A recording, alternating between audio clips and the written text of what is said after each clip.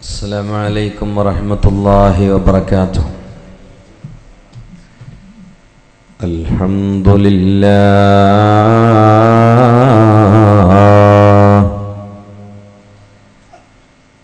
الحمد لله رب العالمين.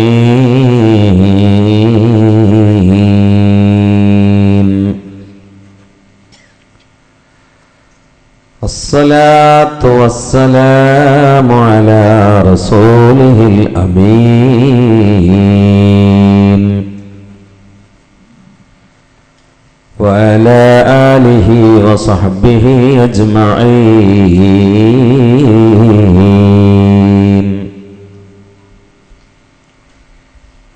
حسبي الله لا إله إلا هو عليه توكلت وهو رب العرش العظيم.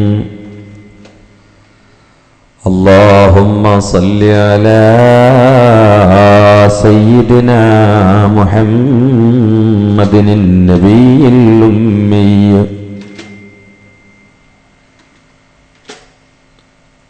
الطاهر الزكي وعلى آله وصحبه وسلم.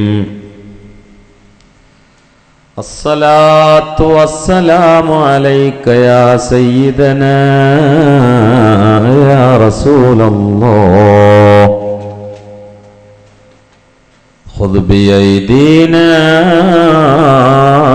قلت حيلتنا فأدركنا.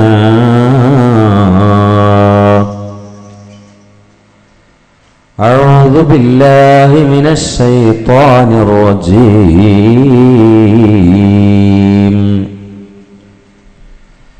بسم الله الرحمن الرحيم.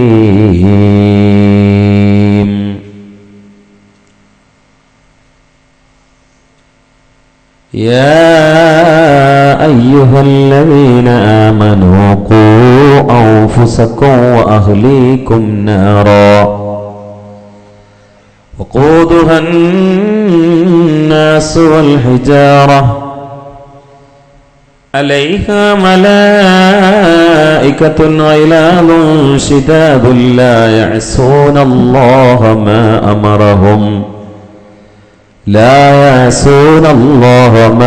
أمرهم ويفعلون ما يؤمرون. صدق الله العلي العظيم. وقال النبي المصطفى محمد صلى الله عليه وسلم: كلكم راع وكلكم مسؤول عن رعيته. صدق رسوله الكريم.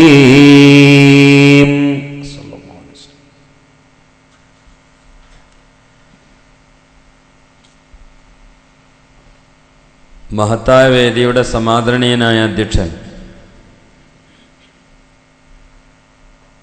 MC Ahmed Haji സ്വാഗതം ആശംസിച്ച ബഹുമാന്യനായ സലാം ഹാജി,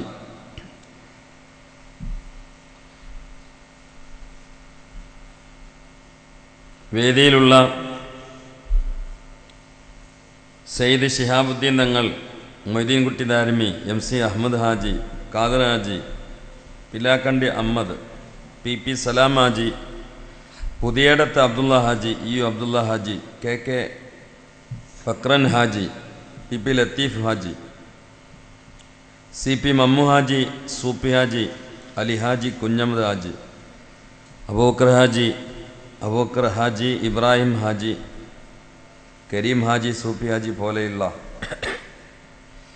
സദസ്സിലെ വിശിഷ്ട വ്യക്തിത്വങ്ങളെ, പണ്ഡിതന്മാരെ, നാട്ടിലെ വന്യവയോധികരായ കാരണവന്മാരെ, സ്നേഹത്തിൻ്റെ പ്രതീകങ്ങളും പ്രവാചക പ്രേമികളുമായ യുവജന സുഹൃത്തുക്കളെ, പ്രിയപ്പെട്ട ഉമ്മപെങ്ങന്മാരെ, ഈ പ്രദേശത്ത് ആധ്യാത്മികമായ വെളിച്ചവും വൈജ്ഞാനികമായ തെളിച്ചവും സമൂഹമധ്യേ സമർത്ഥമായി സമർപ്പിച്ച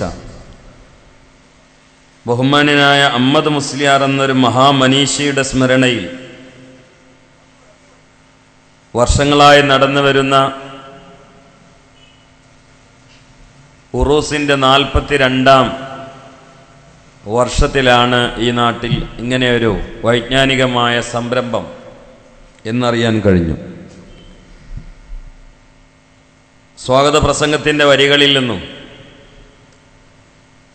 ഭക്ഷണം കഴിക്കാൻ വേണ്ടി പോയ വീട്ടിൽ നിന്നുമൊക്കെ ഞാൻ കാണാത്ത അഹമ്മദ് മുസ്ലിയാരെ മനസ്സുകൊണ്ട് എനിക്ക് ഉൾക്കൊള്ളാൻ കഴിഞ്ഞു. അവരുടെ കറാമത്തുകൾ ജീവിതകാലത്തിലപ്പുറം വഫാത്തിന് ശേഷമാണ് നാട്ടുകാർക്ക് അനുഭവപ്പെടുന്നത് എന്നറിഞ്ഞപ്പോൾ അവരുടെ മക്കാമും അവരുടെ ഖദറും ഊഹിക്കാൻ കഴിഞ്ഞു. അള്ളാഹു അവരുടെ ദറജ ഉയർത്തി കൊടുക്കട്ടെ. അവരുടെ ഖബറിലേക്ക് നമ്മൾ പറയുന്നതും ചെയ്യുന്നതും നമ്മുടെ സംഘാടനവും ഈ സദസ്സിൻ്റെ സവാബുമൊക്കെ അള്ളാഹു എത്തിച്ചു കൊടുക്കട്ടെ. അവരുടെ മദത് കൊണ്ട് അള്ളാഹു നമ്മളെ ഇസ്സത്തിലാക്കട്ടെ. നമ്മുടെ മുറാദുകളൊക്കെ ഹാസിലാക്കി തരട്ടെ. പ്രയാസങ്ങളൊക്കെ നീക്കി തരട്ടെ. രോഗങ്ങളൊക്കെ ശിഫയാക്കി തരട്ടെ.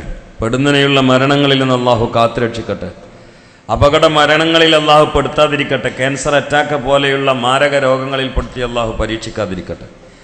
അവരെ ബർക്കത്ത് കൊണ്ട് അള്ളാഹു ഭൗതികമായ ജീവിതത്തിൽ ഇസ്സത്തോടെ ജീവിക്കാൻ ആവശ്യമായ ഹലാലായ വിഭവങ്ങളും സംവിധാനങ്ങളും നമുക്ക് ഒരുക്കി നൽകുകയും ഹറാമുകളിൽ നിന്ന് അള്ളാഹു നമ്മെ കാത്തുരക്ഷിക്കുകയും ചെയ്യട്ടെ. പ്രിയപ്പെട്ടവരെ, ബഹുമാനപ്പെട്ടവരെ, ജീവിതത്തിൽ ഉടനീളം സർവശക്തനായ അള്ളാഹുവിനെ തഖ്വ ചെയ്ത് ജീവിക്കാൻ എന്നോട് നിങ്ങളോട് ഞാൻ പ്രഥമമായും പ്രധാനമായും വസിയത്ത് ചെയ്യുകയാണ്. അള്ളാഹു തൗഫീഖ് ചെയ്യട്ടെ. ഞാൻ ഏൽപ്പിക്കപ്പെട്ടിട്ടുള്ള വിഷയം കുടുംബസമേതം സ്വർഗത്തിലേക്ക് എന്നതാണ്. മറ്റു കാര്യങ്ങളൊന്നും ആമുഖമായി പരത്തി പറയാതെ വിഷയത്തിലേക്ക് സഹൃദയരായ ശ്രോതാക്കളെ ആദരവോടെയും ആത്മാർത്ഥതയോടെയും സ്വാഗതം ചെയ്യുകയാണ്. കുടുംബബന്ധത്തിന് ഇസ്ലാമിൽ നിർണയിക്കപ്പെട്ട പേര് റഹിം എന്നാണ്. അള്ളാഹുവിൻ്റെ ഒരു ഇസ്മ റഹീം എന്നാണ്. വിശുദ്ധ ഖുർആൻ തുടങ്ങിയാൽ ആദ്യമായി കാണുന്ന 3 ഇസ്മുകൾ ബിസ്മില്ലാഹിർ റഹ്മാനിർ റഹീം. ഇതിൽ 2 ഇസ്മുകളുമായി ബന്ധപ്പെട്ടിട്ടാണ് കുടുംബബന്ധം ഉള്ളത്. റഹ്മാൻ, റഹീം. റഹ്മാൻ, റഹീം എന്ന 2 ഇസ്മിനെ ചെറിയ രൂപത്തിൽ മാറ്റം വരുത്തിയാൽ റഹിം എന്നായി. അള്ളാഹുവിൻ്റെ ഇസ്മിൻ്റെ ഒരു പകുതി എടുത്തുകൊണ്ടാണ് കുടുംബബന്ധത്തിന് അള്ളാഹു നാമകരണം നൽകിയത് എന്ന് സാരം. എന്തിനാണത്? അള്ളാഹു റഹീം, കുടുംബബന്ധം റഹീം. കുടുംബത്തെ ഉൽപ്പാദിപ്പിക്കപ്പെടുന്ന ഫാക്ടറി അത് ഗർഭാശയമാണ്. അതിന് അറബ് ഭാഷയിൽ ഉപയോഗിക്കപ്പെടുന്ന പേര് റഹ്മ എന്നാണ്. റഹീം, റഹിം, റഹ്മ. ലോക അത്ഭുതമാണ് കുടുംബബന്ധം. അതുകൊണ്ടാണ് മഹാനരായ അഷ്റഫുൽ ഖൽഖ് നബി മുഹമ്മദ് മുസ്തഫ എന്നോട് ഈ ഭാഗത്ത് പൊതുവെ വാതിന് ആണുങ്ങൾ കുറവും പെണ്ണുങ്ങൾ കൂടുതലാണെന്ന് പറഞ്ഞു. പക്ഷെ പെണ്ണുങ്ങൾ കൂടുതലാണെങ്കിലും സലാത്തിൽ പെണ്ണുങ്ങൾ വളരെ സൈലൻ്റ് ആവുകയും ആണുങ്ങൾ കുറവാണെങ്കിലും സലാത്തിൽ ആവേശം കാണിക്കുകയും ചെയ്യണം. കാരണം ഇത് നമ്മളൊരു മുദ്രാവാക്യമാണ്. ഇത് ഖൽബിൻ്റെ മുദ്രാവാക്യമല്ല, ഇത് ചുണ്ടിൻ്റെയും മുദ്രാവാക്യമാണ്. അതുകൊണ്ട് റസൂലുള്ളാഹിൻ്റെ പേര് കേൾക്കുമ്പോൾ ആണുങ്ങളൊക്കെ ഉറക്ക സലാത്തിലാണ്. എന്നാൽ പിന്നെ ആളുകൾ കുറവാണെങ്കിൽ ഞാൻ ആവേശത്തിൽ പ്രസംഗിക്കും. സത്യത്തിൽ എനിക്ക് പനി ജലദോഷമൊക്കെ ഉണ്ട്. അത് 2 ദിവസമായിട്ട് അതുകൊണ്ട് തന്നെയാണ് പ്രസംഗം നടക്കുന്നത്. പക്ഷെ സലാത്ത് കണ്ട് വന്നാൽ തൊണ്ട തുറക്കും. അതുകൊണ്ടാണ്. തൊണ്ട തുറക്കാൻ മാത്രമല്ല, പരലോകത്ത് ഏട് നിറയും ചെയ്യും. അതിൽ പരിഹരിക്കപ്പെടാത്തൊരു പ്രശ്നങ്ങളോ പരാതികളോ യോശനിയോ ഭീഷണിയോ പ്രയാസങ്ങളോ രോഗങ്ങളോ ഇല്ല. മാരകമായ രോഗങ്ങളുടെ കരാളഹസ്തങ്ങളിൽ കിടന്ന് പിടഞ്ഞു മരുമ്പോൾ ആശ്വാസത്തിന് വേണ്ടിയും ശമനത്തിന് വേണ്ടിയും നമുക്ക് തിരിഞ്ഞു നോക്കാനുള്ളത് അവലംബിക്കാനുള്ളത് മദീന മലർവാടിയുടെ കസ്തൂരി മണ്ണിൽ കവല വെച്ചുകൊണ്ട് മാലോകരുടെ മനനങ്ങളിൽ ഉദിക്കുന്ന പ്രശ്നങ്ങൾക്ക് പരിഹാരത്തിന്റെ പരവതാനയിൽ പുഞ്ചിരി തൂകുന്ന ലോകവിസ്മയമേ നബിയുനാ മുഹമ്മദുർ റസൂലുള്ളാഹ്. النبي صلوا عليه صلوات الله عليه وينال البركة كل من صلى عليه وينال البركة كل من صلى عليه الله الله الله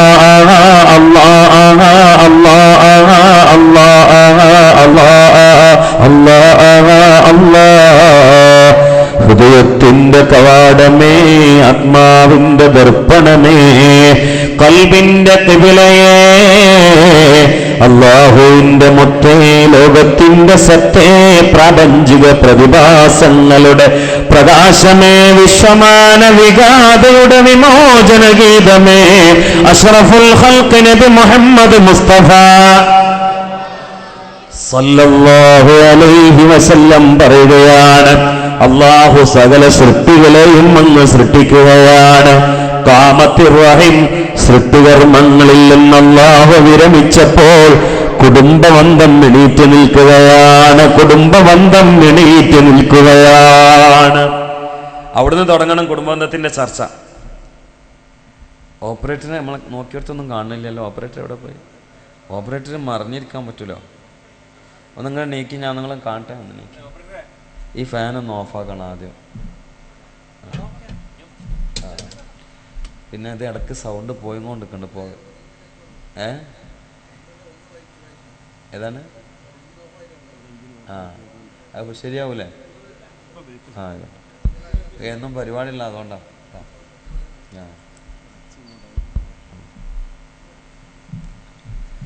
അതുകൊണ്ട് ചിന്തിക്കണം. അപ്പോൾ കുടുംബബന്ധം എണീറ്റിക്കാണ്. നിങ്ങൾ ശ്രദ്ധിക്കണം. കുടുംബബന്ധം ഖാമത്തിർ റഹീം, കുടുംബബന്ധം എണീറ്റെന്നാണ്. ഖാമത്തിർ റഹീം, കുടുംബബന്ധം എണീറ്റ് നിൽക്കുകയാണ്. എന്നിട്ട് അല്ലാഹുവിനോട് പറഞ്ഞു, ഹാദാ മുഖാമുൽ ഐദി ബിക മിനൽ ഖതീഅ. കുടുംബബന്ധം ഒരു പ്രത്യേകമായ രൂപത്തിൽ എണീറ്റ് നിന്നുകൊണ്ട് സർവശക്തനായ അല്ലാഹുവിനോട് പറയുകയാണ്, റബ്ബേ, കുടുംബബന്ധത്തെ മുറിക്കുന്ന അപകടകാരി, കുടുംബബന്ധത്തിൽ വിള്ളൽ സൃഷ്ടിക്കുന്നവൻ എന്നിൽ കയറി വരുന്നതിൽ നിന്ന് നിന്നോട് ഞാൻ അഭയം തേടുന്നു റബ്ബേ എന്ന് കുടുംബബന്ധം തന്നെ സർവശക്തനായ റബ്ബുൽ ആലമീനോട് കുടുംബബന്ധത്തിൽ വിള്ളൽ സൃഷ്ടിക്കുന്നവന്റെ നാശത്തിൽ നിന്ന് അഭയം തേടി എന്ന് തെറ്റാത്ത നാക്കിന്റെ മുത്തേ നബിയുനാ വഹബീബുനാ മുഹമ്മദുർ റസൂലുള്ളാഹ് സല്ലല്ലാഹു അലൈഹി വസല്ലം. മനസ്സിലായോ? കുടുംബബന്ധം അള്ളാഹിനോട് ചോദിച്ചു. കുടുംബബന്ധം അള്ളാഹിനോട് ചോദിച്ചു, പടച്ചോനെ, എന്നിൽ പ്രശ്നം ഉണ്ടാക്കുന്ന ആളെ തൊട്ട് നിന്നോട് ഞാൻ കാവലിനെ തേടുന്നതെന്ന്. കുടുംബബന്ധം. അപ്പം അള്ളാഹു താല കൊടുത്ത മറുപടി എന്താണെന്നറിയോ? ഇമാം ബുഖാരി മുസ്ലിം റിപ്പോർട്ട് ചെയ്യാണ്, അമ്മാ ചെർലീൻ, നിനക്ക് പൊരിച്ചല്ലേ? അള്ളാഹിൻ്റെ തീരുമാനം ഒന്ന് എല്ലാവരും കേട്ടോളെ. അമ്മാ ചെർലീൻ, നിനക്ക് പൊരിച്ചല്ലേ? അൻ അസിലമം വസലക്കി വാഖതഅമൻ ഖതഅക്കി. നിന്നോട് ബന്ധമുള്ളവനോട് എനിക്കും ബന്ധമാണ്, നിന്നെ മുറിച്ച് കളഞ്ഞവനോട്, നിന്നോട് ബന്ധം മുറിച്ച് കളഞ്ഞവനോട് എന്ന് പറഞ്ഞാൽ കുടുംബബന്ധത്തിൽ പ്രശ്നം ഉണ്ടാക്കിയവനോട് എനിക്കും പ്രശ്നമാണ്. അതാണ് അള്ളാഹിൻ്റെ തീരുമാനം.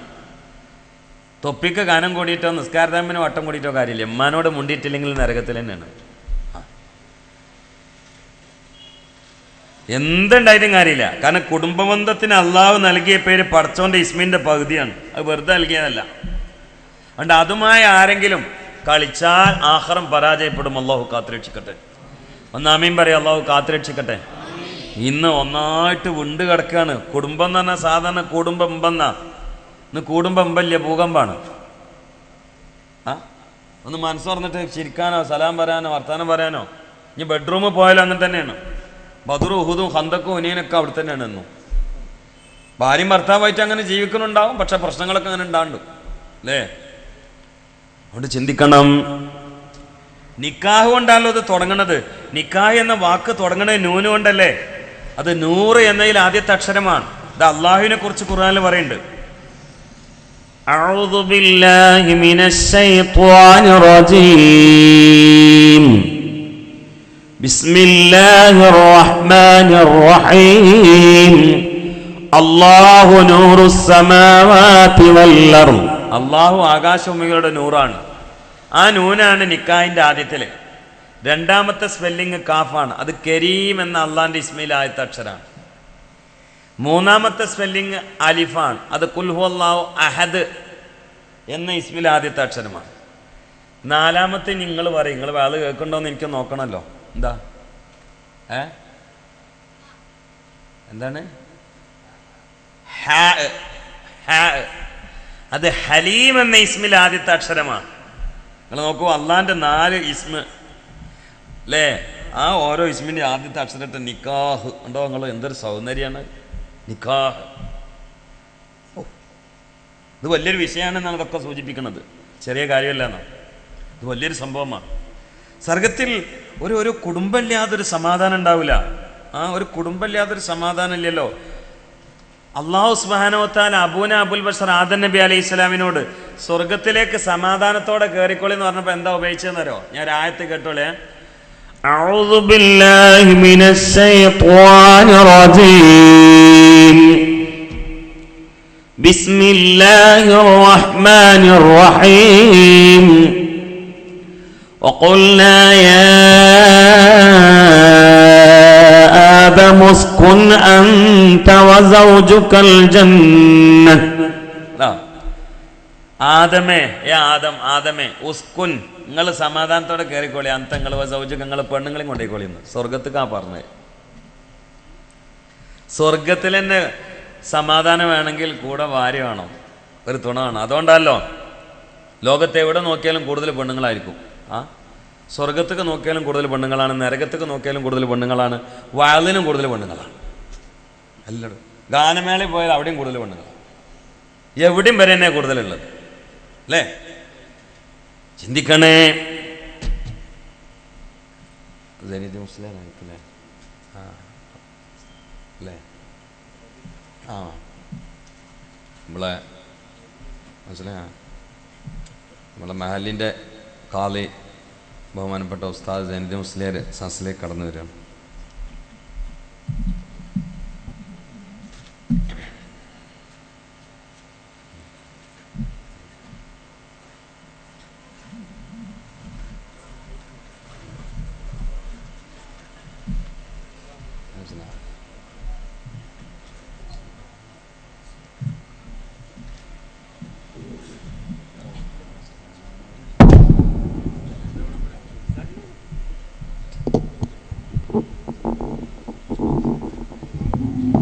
അപ്പൊ ചിന്തിക്കണം, അടിസ്ഥാനമാണിത്. വളരെ അടിസ്ഥാനപരമായിട്ടുള്ള ഒരു കാര്യമാണ്.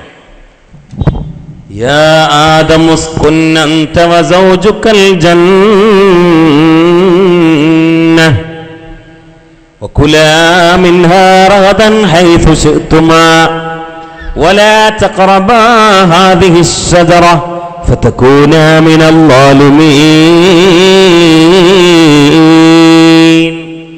ആദ്യമായി ആദം അലൈഹി ഇസ്ലാമിനോട് അള്ളാഹു സുബ്ഹാനഹു വ തആല സ്വർഗത്തേക്ക് കയറാൻ വേണ്ടി പറഞ്ഞപ്പോൾ പറഞ്ഞ പെണ്ണുങ്ങളെയും കൊണ്ടേക്കോളി എന്നാണ്. ഒരു പെണ്ണൊപ്പം ഉണ്ടാവണം, ഒരു കുടുംബിനി കൂടെ ഉണ്ടാവണം. അപ്പോഴേ, കാരണം മനുഷ്യൻ സാമൂഹിക ജീവിയാണ്, ഒറ്റപ്പെട്ട് ജീവിക്കേണ്ടവനല്ല. പിന്നെ അള്ളാഹു തആല കയറാൻ പറഞ്ഞ രൂപങ്ങൾ ശ്രദ്ധിച്ചോ? ഉസ്കുൻ അതിൻ്റെ അർത്ഥം കയറിക്കോന്നാണെങ്കിൽ ഉദ്ഖുൽ എന്ന് പറഞ്ഞാൽ മതി. കയറിക്കോ എന്നുള്ളതിനെ ഉദ്ഖുൽ എന്ന് പറഞ്ഞാൽ മതി. ഇങ്ങോട്ട് ശ്രദ്ധിക്കണം കേട്ടോ. ഞാൻ പനിച്ച് കഷ്ടപ്പെട്ടിട്ടാണ് വന്നതും പറയണതും. അതുകൊണ്ട് വെറുതെ ഇരിക്കരുത്. നീച്ചു പോകുമ്പോൾ നമുക്ക് പഠിച്ചത് മാത്രമല്ല, ഇസ്തിമാനൊരു കൂലിയുണ്ട്. ഇസ്തിമാ എന്ന് പറഞ്ഞാൽ കേൾക്കുക എന്നല്ല അതിൻ്റെ അർത്ഥം. ആലിമൻ ഔ മുസാലിമൻ ഔ മുഹിബൻ ഔ സാമിയ എന്നല്ല, ഔ മുസ്തമിയ എന്നാണ്. സാമിയും മുസ്തമിയും വ്യത്യാസമുണ്ട്. ഇസ്തിമാ എന്ന് പറഞ്ഞാൽ ശ്രദ്ധിച്ച് കേൾക്കണേനാണ് അറബി പറയാം. സാമി എന്ന് പറഞ്ഞാൽ ചിലപ്പോൾ ഇങ്ങനെ 2.5 മണിക്കൂർ ഇരിക്കുന്നുണ്ടാവും. തിരിച്ച് ചിലപ്പം ഭാര്യ രോഗിണിയായിട്ട് വരാൻ പറ്റാതെ വീട്ടിലായിരിക്കും. മോള് തിരിച്ചു പോയിട്ട് ചോദിക്കണം, ഉസ്താദ് എന്തൊക്കെ പറഞ്ഞെന്ന് വെച്ചാൽ 10 മണിക്ക് പരിപാടി തുടങ്ങിയിരുന്നു, അല്ലെങ്കിൽ 8 മണിക്ക് തുടങ്ങിയിരുന്നു, 10 മണിക്ക് കഴിഞ്ഞു. അതിൻ്റെ ഇടയിൽ ഇവിടെ കാപ്പി കൊടുക്കണ്ടോ? അതിൻ്റെ ഇടയിൽ കാപ്പി കുടിച്ചത് ഓർമ്മയുണ്ട് മൂപ്പർക്ക്. ഉസ്താദ് പറഞ്ഞു ഓർമ്മയില്ല. ഇതിനാണ് സാമ്യം എന്ന് പറയാം. അങ്ങനെ ഇരിക്കരുത്. മുസ്തമീൻ തന്നെ അങ്ങനെയല്ല. പെണ്ണുങ്ങൾ അങ്ങോട്ട് ചോദിച്ചാൽ ഏറ്റവും സെറ്റ് വരെ കൃത്യമായിട്ടാണ് പറഞ്ഞു കൊടുക്കും. അപ്പോൾ അവൾ ചോദിക്കും, അപ്പം നിങ്ങൾക്ക് 2 മണിക്കൂർ ഇരിക്കുമ്പോൾ നിങ്ങൾക്ക് തൊണ്ട നനയൊന്നും തന്നില്ലേ? അത് സംഘാടക ഒരു കാപ്പി കൊടുത്തിരുന്നു. അപ്പോഴേ കാപ്പി ഓർമ്മ ഉണ്ടാവുള്ളൂ. കാപ്പി വരണേ കാത്തിട്ട് ഇങ്ങനെ വരണുണ്ടോ നോക്കിയിട്ടിരിക്കരുത്. പറയുന്നത് ശ്രദ്ധിച്ചിരിക്കണം. കൽബ് തുറക്കുക എന്നുള്ളതാണ് അടിസ്ഥാനം. കേരളക്കരയിൽ ഒരു അറിയപ്പെട്ട സൂഫി ഉണ്ടായിരുന്നു, ഷുജായി എന്നാണ് അവരുടെ പേര്. ഷുജായി മൊയ്തുമുല്ലിയാരെ അറിയാത്തവരുണ്ടാവില്ല. വലിയ മഹാനായിരുന്നു. അവർക്ക് എത്ര പറഞ്ഞാലും തീരാത്ത പ്രോജ്വലമായ കവിതകളുണ്ട്. ആ കൂട്ടത്തിൽ ഒന്നാണ്, അകക്കൺ തുറന്നൊന്നേ നോക്കൊന്നേ മൂട ഉൾസാരം വന്നാലുറങ്ങാമോ കേടാ, പകൽ കണ്ണടച്ചാലിരുളാമോ പോട്ട, പന്തം പീഡിച്ചാൽ ഫജ്റാമോ പൊട്ട. ഓ മനോഹരമായ വരിക. പൊട്ടാനി മുന്തുള്ളി പിഞ്ചോരെ കാട്ട, പിന്നീന്ന് കാട്ടം ചുമന്നോരെ കൊട്ട, പെട്ടെന്ന് ചത്താൽ ചാകെ മല്ലേ പോട്ട, പറനിന്നൂടൽക്ക് ബഹുമാനം പൊട്ട. അവരിങ്ങനെ ഈ ആലുവായിന്ന് എറണാകുളത്തേക്ക് പോകും. ഒരു പിടി കിതാബും പുസ്തകങ്ങളൊക്കെ ഉണ്ടാവും. എന്നിട്ട് ഇങ്ങനെ നടക്കും, ചെരുപ്പിടാതെ ചിലപ്പോൾ നടക്കും. അപ്പം ഇങ്ങനെ പോകുമ്പോൾ ആളുകൾ ചോദിക്കും, ഇവിടെ ഇപ്പോൾ നമ്മൾ ഓർക്കണം ബഹുമാനപ്പെട്ട അഹമ്മദ് മുസ്ലിയാരെ പോലെ തന്നെ. അപ്പം ഇങ്ങനെ പോകുമ്പോൾ ആളുകൾ ചോദിക്കും, ഉസ്താദ് എവിടുന്നാണ് വരണേന്ന്. അപ്പോൾ ഷുജായി പറയും, ഞാൻ മമ്പുറത്ത് നിന്നാണ് വരണേന്ന്. എവിടുന്നാണ് വരുന്നത്? അല്ലല്ല, അവർ പോണത് ആലുവായിന്നാണ്, പക്ഷേ പറയൽ മമ്പുറത്ത് നിന്ന് വരണേന്ന് പറയും. അപ്പോൾ ആളുകൾ ചോദിക്കും, ഉസ്താദ് എവിടേക്കാണ് പോകണമെന്ന്. അപ്പോൾ പറയും, ഞാൻ പോണത് നെടിയിരിപ്പിക്കാണെന്ന് പറയും. നെടിയിരിപ്പ് എന്ന് പറഞ്ഞാൽ കരിപ്പൂർ എയർപോർട്ടിൻ്റെ 2 മൈലിൽ ഇപ്പുറത്തുള്ളൊരു മൈലിൽ. അവിടേക്ക് ഉസ്താദ് വന്നിട്ട് തന്നെ ഇല്ല. എന്നാലും പറയൽ ഞാൻ നെടിയിരിപ്പിക്കാണ് പോകണമെന്ന് പറയും. അപ്പോൾ ആളുകൾ ചോദിക്കും, ഉസ്താദ് എന്താ വേണ്ടതെന്ന്. അപ്പോൾ പറയും, എനിക്ക് 10 ചാറും വേണമെന്ന് പറയും. മഹാന്മാരെ വാക്കുകൾക്ക് അർത്ഥം വെക്കണമെങ്കിൽ തലയിൽ ആൾപ്പാർപ്പ് വേണം. അല്ലാതെ അർത്ഥം വെച്ചാൽ ചിലപ്പോൾ വേറെ സംഘടന ഉണ്ടാക്കേണ്ടി വരും. ആ ഒരു സംഘടനയെ കുറിച്ച് മുമ്പ് നേരത്തെ സൂചിപ്പിച്ച്, അറ്റേക്കൊന്നും അറിയില്ല, അറ്റേക്കൊന്നും അറിയില്ല, അറിയില്ല. എന്നാൽ പിന്നെ പഠിക്കുമല്ലോ. അദ്ദേഹം പറഞ്ഞു, നിങ്ങൾ പഠിച്ച് പൂർത്തിയായിന്ന്. അതിനവർ പഠിക്കൂല. പഠിക്കണമെങ്കിൽ അറിയില്ല എന്നറിയണ്ടേ? അതും അറിയില്ല. മഹാന്മാരൊന്ന് വേറെ അല്ലേ. ഇവരിങ്ങനെ ഈ ഡിക്ഷണറി മതം ഉണ്ടാക്കിയതൊക്കെ മനസ്സിലാവോ? അപ്പോ ആളുകൾ ചോദിക്കും, ഉസ്താദ് മമ്പുറത്തുനിന്ന് വരണേ, നെടിയിരിപ്പൊക്കെ പോണേ, 10 ചാറും തിന്നും വേണം. ആഹാ, ഇത്തിബായ് ചെയ്യാൻ നല്ല സുഖം തോന്നും നമുക്ക്. 10 ഇറച്ചും കിട്ടുകയല്ലേ. പക്ഷെ അവർ പറഞ്ഞെന്താരോ, അതാണ് നമ്മൾ ഇന്നത്തെ വിഷയത്തിൽ മർമ്മം. ഈ ബോധലിംഗ കുടുംബമൊക്കെ തകരും. അതുപോലെ പറഞ്ഞെന്താരോ, നിങ്ങൾ കേൾക്കണേ. മമ്പുറം, മൺപുറം കുടുംബത്തിൻ്റെ ആദ്യ തലം വന്ന അവിടെ നിന്നാണ്. ആദം എന്ന വാക്ക് അദീം എന്ന് പറഞ്ഞാൽ ഭൂമിൻ്റെ മുകളിലുള്ള മണ്ണിനാ പറയാം. കുല്ലുക്കുമിൻ ആദം ആദമുമിൻ തുറാബ് മുഹമ്മദ് മുസ്തഫ. അപ്പം മമ്പുറം എന്ന് പറഞ്ഞാൽ മണ്ണിൻ്റെ പുറത്തുനിന്നാണ് ഞാൻ വന്നതെന്ന്. അത്ര മനോഹരമാ. എവിടേക്കാ പോണത്? നെടിയിരിപ്പ്. നെടിയിരിപ്പ് എന്ന് സാഹിത്യത്തെ പറഞ്ഞ സുഖവാസ കേന്ദ്രം എന്നാ. അതിനാണ് സ്വർഗം എന്ന് പറയാം. ഇവിടെ എന്ത് സുഖമുള്ളത്? ഇവിടെ എന്തെങ്കിലും സുഖമുണ്ടോ? പനിയായി, ജലദോഷമായി, അറ്റാക്കായി, ക്യാൻസറായി, പന്നിപ്പനി, പക്ഷിപ്പനി, ഡെങ്കിപ്പനി, തക്കാളിപ്പനി, കുമ്പളങ്ങാപ്പനി, ചെരങ്ങാപ്പനി, ബാക്കി പനി ഓൻ പറഞ്ഞു തരുന്നുണ്ട്. എന്താ അത് ലൈറ്റ് ഇങ്ങനെ പോവാ പേര്? എന്താ സംഭവം? ആ സെറ്റിങ് ശരിയാക്കി. എനിക്കൊന്നും പരിപാടില്ല. ശരിയാക്കി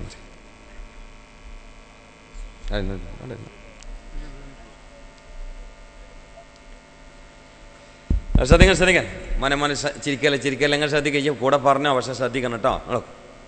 അപ്പോൾ ദുനിയാവിലൊരു സുഖമില്ല. അങ്ങോട്ട് കേൾക്കണം. ഇവിടെ സുഖമുണ്ട് എന്ന് വിശ്വസിക്കുമ്പോഴാണ് ആവശ്യമില്ലാത്ത സോക്കടൊക്കെ കൽബിന് വരിക. അപ്പോൾ കുൻറ്റ് വരും, അസൂയ വരും, അഹങ്കാരം വരും, ഒക്കെ വരും.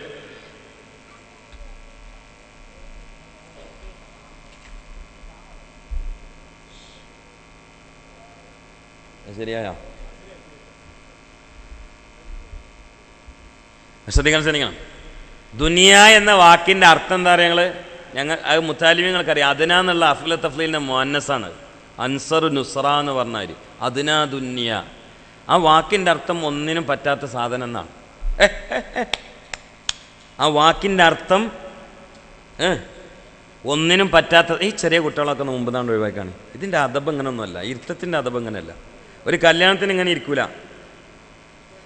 വലിയവരോടെ ഞാൻ പറഞ്ഞ മുമ്പ് കണ്ട് കയറിയിരിക്കുന്നു. കുട്ടികളെ കണ്ട് പോയി മാറി ഇവിടുന്ന്. ദീനിൻ്റെ സാസിൽ എപ്പോഴും കീപ്പ് ചെയ്യേണ്ട അദബാണ്. ഇവിടെ ഇപ്പോൾ ഒരു ചെമ്പും അയിമ ചോറുണ്ടെങ്കിലും കുട്ടികൾ മുമ്പിൽ ഉണ്ടാവില്ല, ഒക്കെ നമ്മളായിരിക്കും മുമ്പിൽ. കുട്ടികളൊക്കെ ബാക്കിലിടും, കാരണം അത് മുണുങ്ങാനുള്ളതാണ്. നിർബന്ധമായിട്ട് ഇരിക്കണം. ഇപ്പം നിങ്ങൾ നമ്മൾ പറഞ്ഞത് കേൾക്കണം. നിങ്ങളൊക്കെ വലിയ ആളുകളായിരിക്കാം, പക്ഷെ ഇപ്പം നിങ്ങൾ തൽക്കാലം പറഞ്ഞത് കേൾക്കണം. മുന്നിലെ കസേരയൊക്കെ വലിയവരും നിറക്കി. അത് ഒരു കാര്യം ഞാൻ അള്ളാനെ കരുതി പറയാണ്, ഇത് ഇന്ന് എന്നല്ല, എല്ലാ ദിവസവും അങ്ങനെ വേണ്ടത്. ലൈസല്ലതീമുല്ലദീ മൻ മാത വാലിദുഹു ഇന്നൽ യതീമ യതീമുൽ ഇൽമി വൽ അദബി മൗലായ സല്ലി വസല്ലിം ദായിമൻ അബദാ അലാ ഹബീബിക ഖൈറിൽ ഖൽഖി കുല്ലിഹിമി. ലോകത്തെ ഏറ്റവും വലിയ യതീം ആരാന്നറിയാം? നിങ്ങൾ വാപ്പല്ലാത്തവനല്ല. വാപ്പല്ലാത്തവനെ നോക്കാൻ യതീംഖാനല്ലേ? ഓൽക്ക് ഇറച്ചി കൊടുക്കാൻ, ചോറ് കൊടുക്കാൻ, അവർക്ക് വസ്ത്രങ്ങൾ കൊടുക്കാൻ സമൂഹത്തിലെ ആളുകളുണ്ട്. ഇപ്പോൾ യതീംഖാനയ്ക്കൊന്നും ആരെയും നേർച്ചാക്കിയിട്ട് എടുക്കണില്ല. ഓല് പറയണം അട്ടിയട്ടായിട്ട് കണ്ടില്ലേ, പിന്നെയാണ് അതിൻ്റെ മുകളിൽ നിന്ന് വീണിട്ട് ഒരാൾ എല്ലൊടിഞ്ഞിക്കണമെന്നൊക്കെ പറയണത്. അങ്ങനെ യതീം കുട്ടികളെ നോക്കാൻ ആളുണ്ട്. പക്ഷേ ലോകത്തെ ഏറ്റവും വലിയ യതീമ വാപ്പല്ലാത്തവനല്ല, അദബില്ലാത്തവനാണ്. ഓനെ നോക്കാൻ യതീംഖാനില്ല, ചെയ്ത്താനേ ഉള്ളൂ. ആ ദീനിൻ്റെ ബേസ് നമ്മൾ മനസ്സിലാക്കണം, അദബാണ്. അദബിൻ്റെ മേലിലാണ് ഇബാദത്തെങ്കിൽ ഓക്കെ. അദബ് പൊളിച്ച ഇബാദത്ത് ശൂന്യമാണ്. അതുകൊണ്ട് ഇവിടെ ഈ ഒരു സദസ്സ് എന്നല്ല, ഇൽമിൻ്റെ സദസ്സിന് മലക്കുകൾ ഒരുപാടുണ്ടാവും. ഈ ഭൂമിയിൽ 2 സ്വർഗ്ഗല്ലേ സഹോദരന്മാരുള്ളത്? ഒന്ന് ഇവിടെയാണ്, ഒന്ന് മദീനത്ത് പോണ്ടേ. ഒന്നിതാണ്. എന്താ മജ്ലിസുൽ ഇൽമി, റൗളത്തുൽ മിൻറിയാദ്, ഹദീസ് പഠിക്കാനും പറയാനുള്ളതല്ലേ, പറ്റാനുള്ളതല്ലേ. അതുകൊണ്ട് ഇത് ഇന്നല്ല. ഇവിടെ ഈ മഹാന്റെ പേരിൽ എന്നാ ഉറൂസ് നടക്കണ്? ഉറൂസ് എന്നല്ല, എവിടെ ഇൽമിൻ്റെ സാസ്? അവിടെ ഒന്നും പറഞ്ഞാൽ മനസ്സിലാത്ത കുട്ടികളും മുമ്പിലിടരുത്. കാരണം നമ്മൾ പറഞ്ഞൊന്നും ഓൽക്ക് തിരിയില്ല. അപ്പം പിന്നെ ഓല് വേളറിയാൻ തുടങ്ങും അവിടെ ഇരുന്നിട്ട്. അത് നമുക്കും തിരിയില്ല. അത് കണ്ടിട്ട് മലക്കുകൾ ഇങ്ങനെ ആക്ഷേപിക്കാൻ തുടങ്ങും. അത് നമുക്കറിയാതെ മലക്കുകളെ ഗുരുത്തക്കട കിട്ടും. അള്ളാഹു കാത്തിരക്ഷ, അല്ലെങ്കിൽ ഗുരുത്തക്കടൻ്റെ ലോകത്തെ നമ്മളുള്ളത്.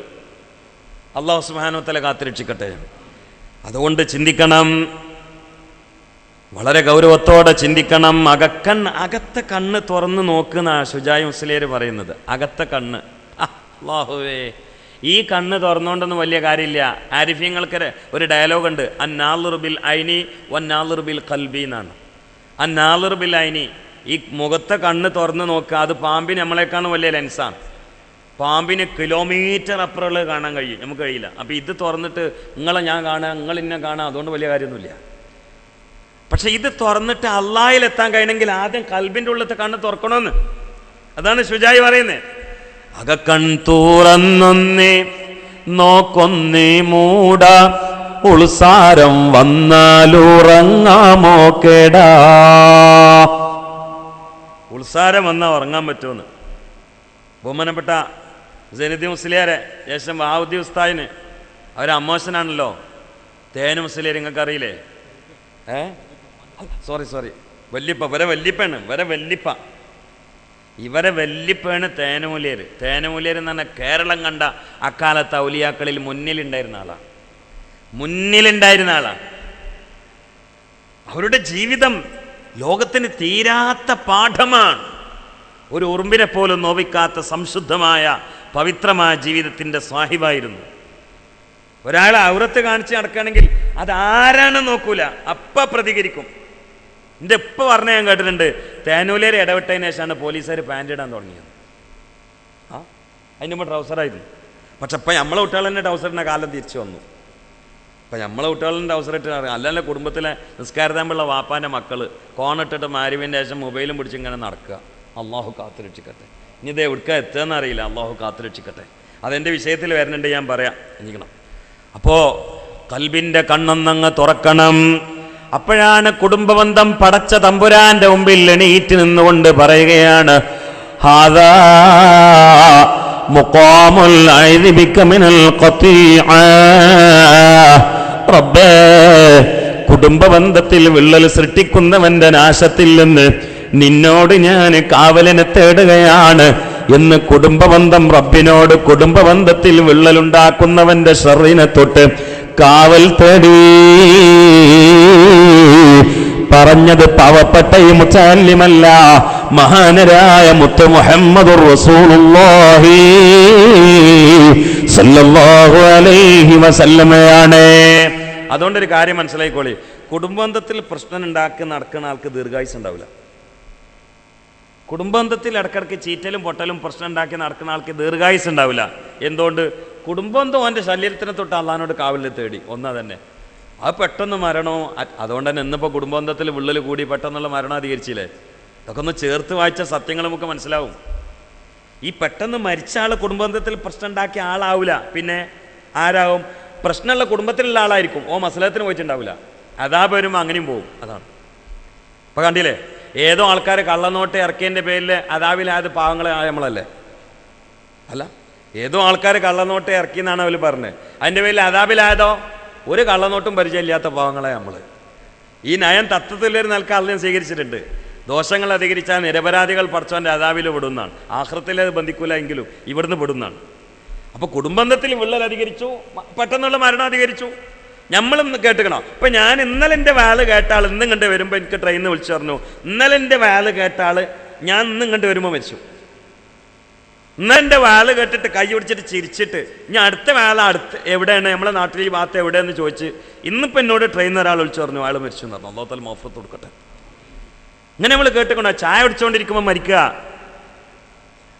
ബാങ്കിൽ ക്യൂ നിന്നുകൊണ്ടിരിക്കുമ്പോൾ തളർന്നു വീണ് മരിക്കുക, പ്രസംഗത്തിനിടയിൽ മരിക്കുക. ഖാരാകുർശി എന്ന് പറയുന്നൊരു പ്രഭാഷകനുണ്ടായിരുന്നു, നല്ല കാതികനായിരുന്നു. അദ്ദേഹം പെരിന്തൽമണ്ണ ഒരു ഭാഗത്ത് കഴിഞ്ഞ വർഷം പ്രസംഗിച്ചു കൊണ്ടിരിക്കുകയാണ്. ആ സമയത്ത് അദ്ദേഹം മരണത്തെ പറഞ്ഞുകൊണ്ടിരിക്കുകയാണ്. നമ്മളെല്ലാം മരിക്കും, അങ്ങനെ നമ്മൾ കണ്ണടച്ചുകൊണ്ട് കിടക്കും, എന്നിട്ട് താടകെട്ടോ. ഈ താടകെട്ടുന്നത് പറയുമ്പോൾ കാരാകുർശി സ്റ്റേജിൽ കിടന്നങ്ങ് മരിക്കുകയാണ്.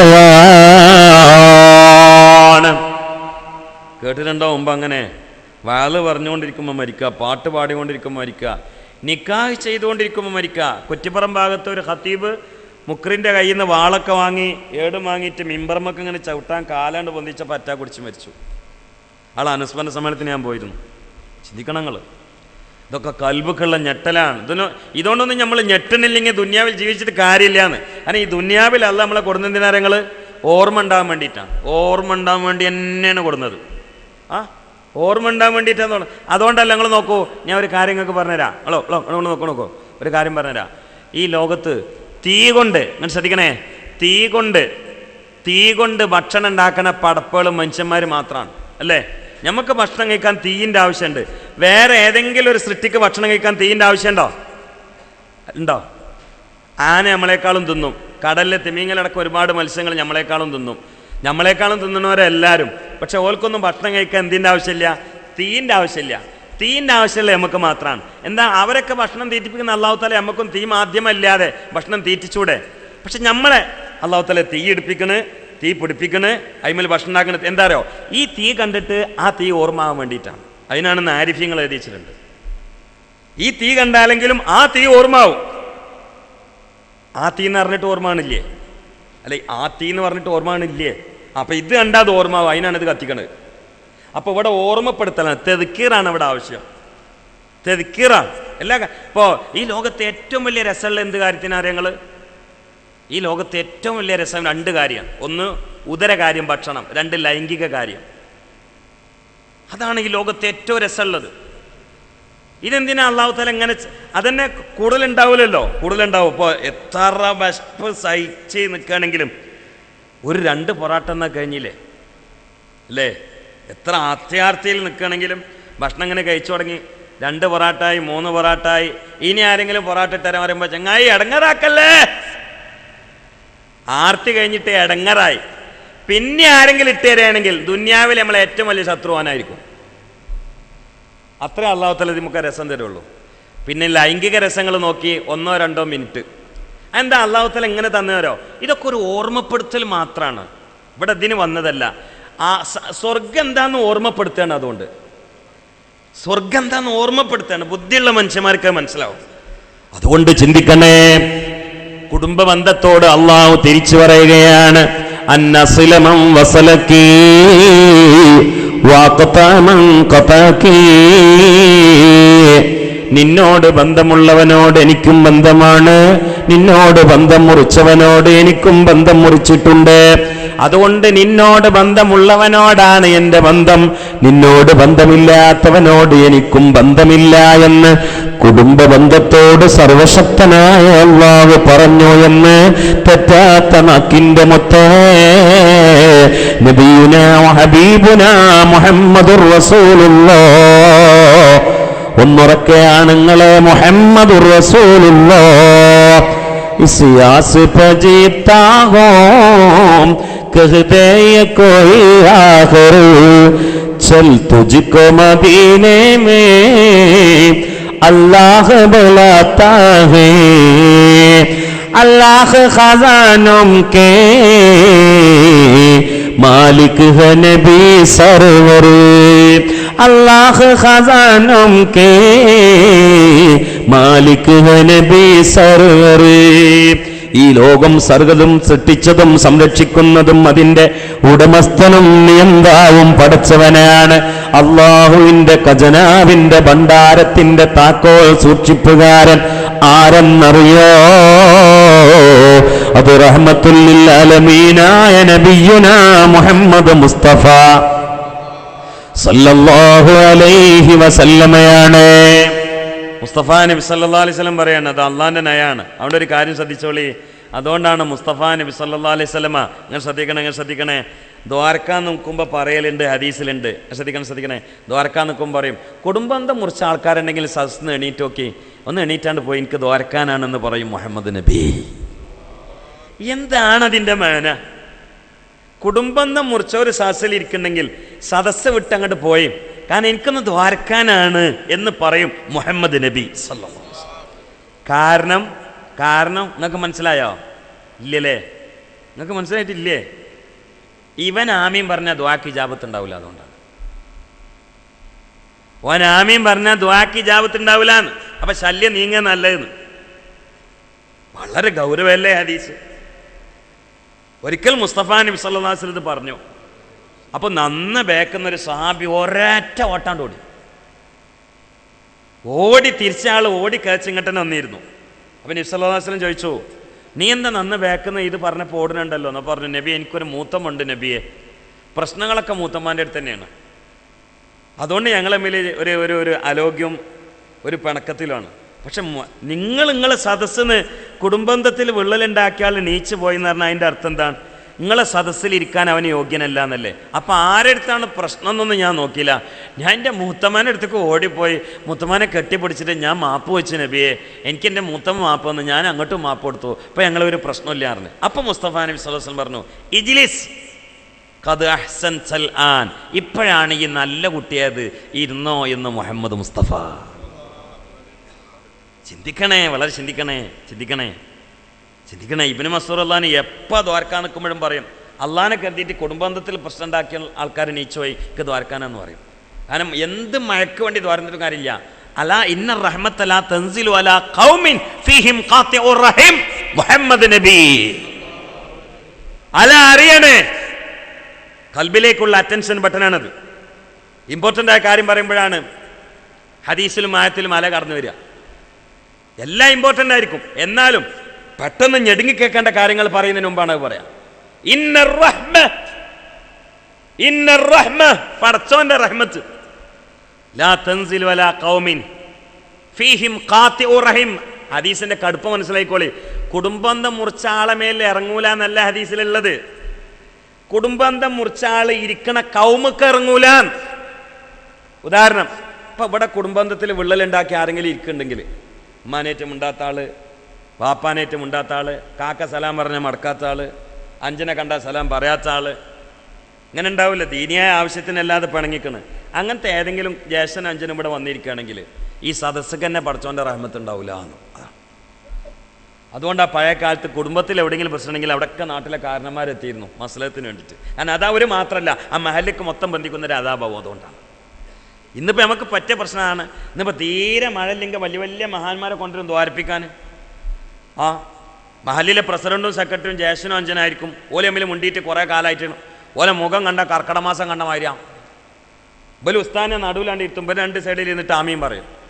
ഉസ്താദ് ഇങ്ങനെ പഠിച്ചോനെ മഴ വരണേ, അപ്പോൾ കാക്ക ആമീ, മറ്റാൾ ഇങ്ങോട്ടും ആമീ. ഇവരെ മുഖത്തുനിന്ന് കർക്കിടക മാസം പോയിട്ടില്ലെങ്കിൽ കാർമേകാണ്ട് വരില്ല തന്നെ. ചിന്തിക്കണേ, മർമ്മത്തിലാണ് മരുന്ന് കൊടുക്കേണ്ടത്. സോപ്പടിച്ച് വാളിട്ടോണ്ട് കാര്യമില്ല. അപ്പം അങ്ങനെയാണ്, എല്ലാവരും സോപ്പടിച്ച വാളാണെങ്കിൽ വാള ഉഷാറാന്ന് പറയാൻ കുറേ ആൾക്കാരുണ്ട്. മേത്തേക്ക് തട്ടിനെ വരുമ്പോൾ പിന്നെ ആണ്ടോട് നോക്കുകയാണ്, ഇനി മൂപ്പരെ വിളിക്കണ്ടെന്ന്. പക്ഷെ മൈസറിയിൽ കുടുങ്ങും ഞങ്ങളൊക്കെ. അതുകൊണ്ട് പറയണ്ടേ, ഞങ്ങൾ പറയുന്നേയും.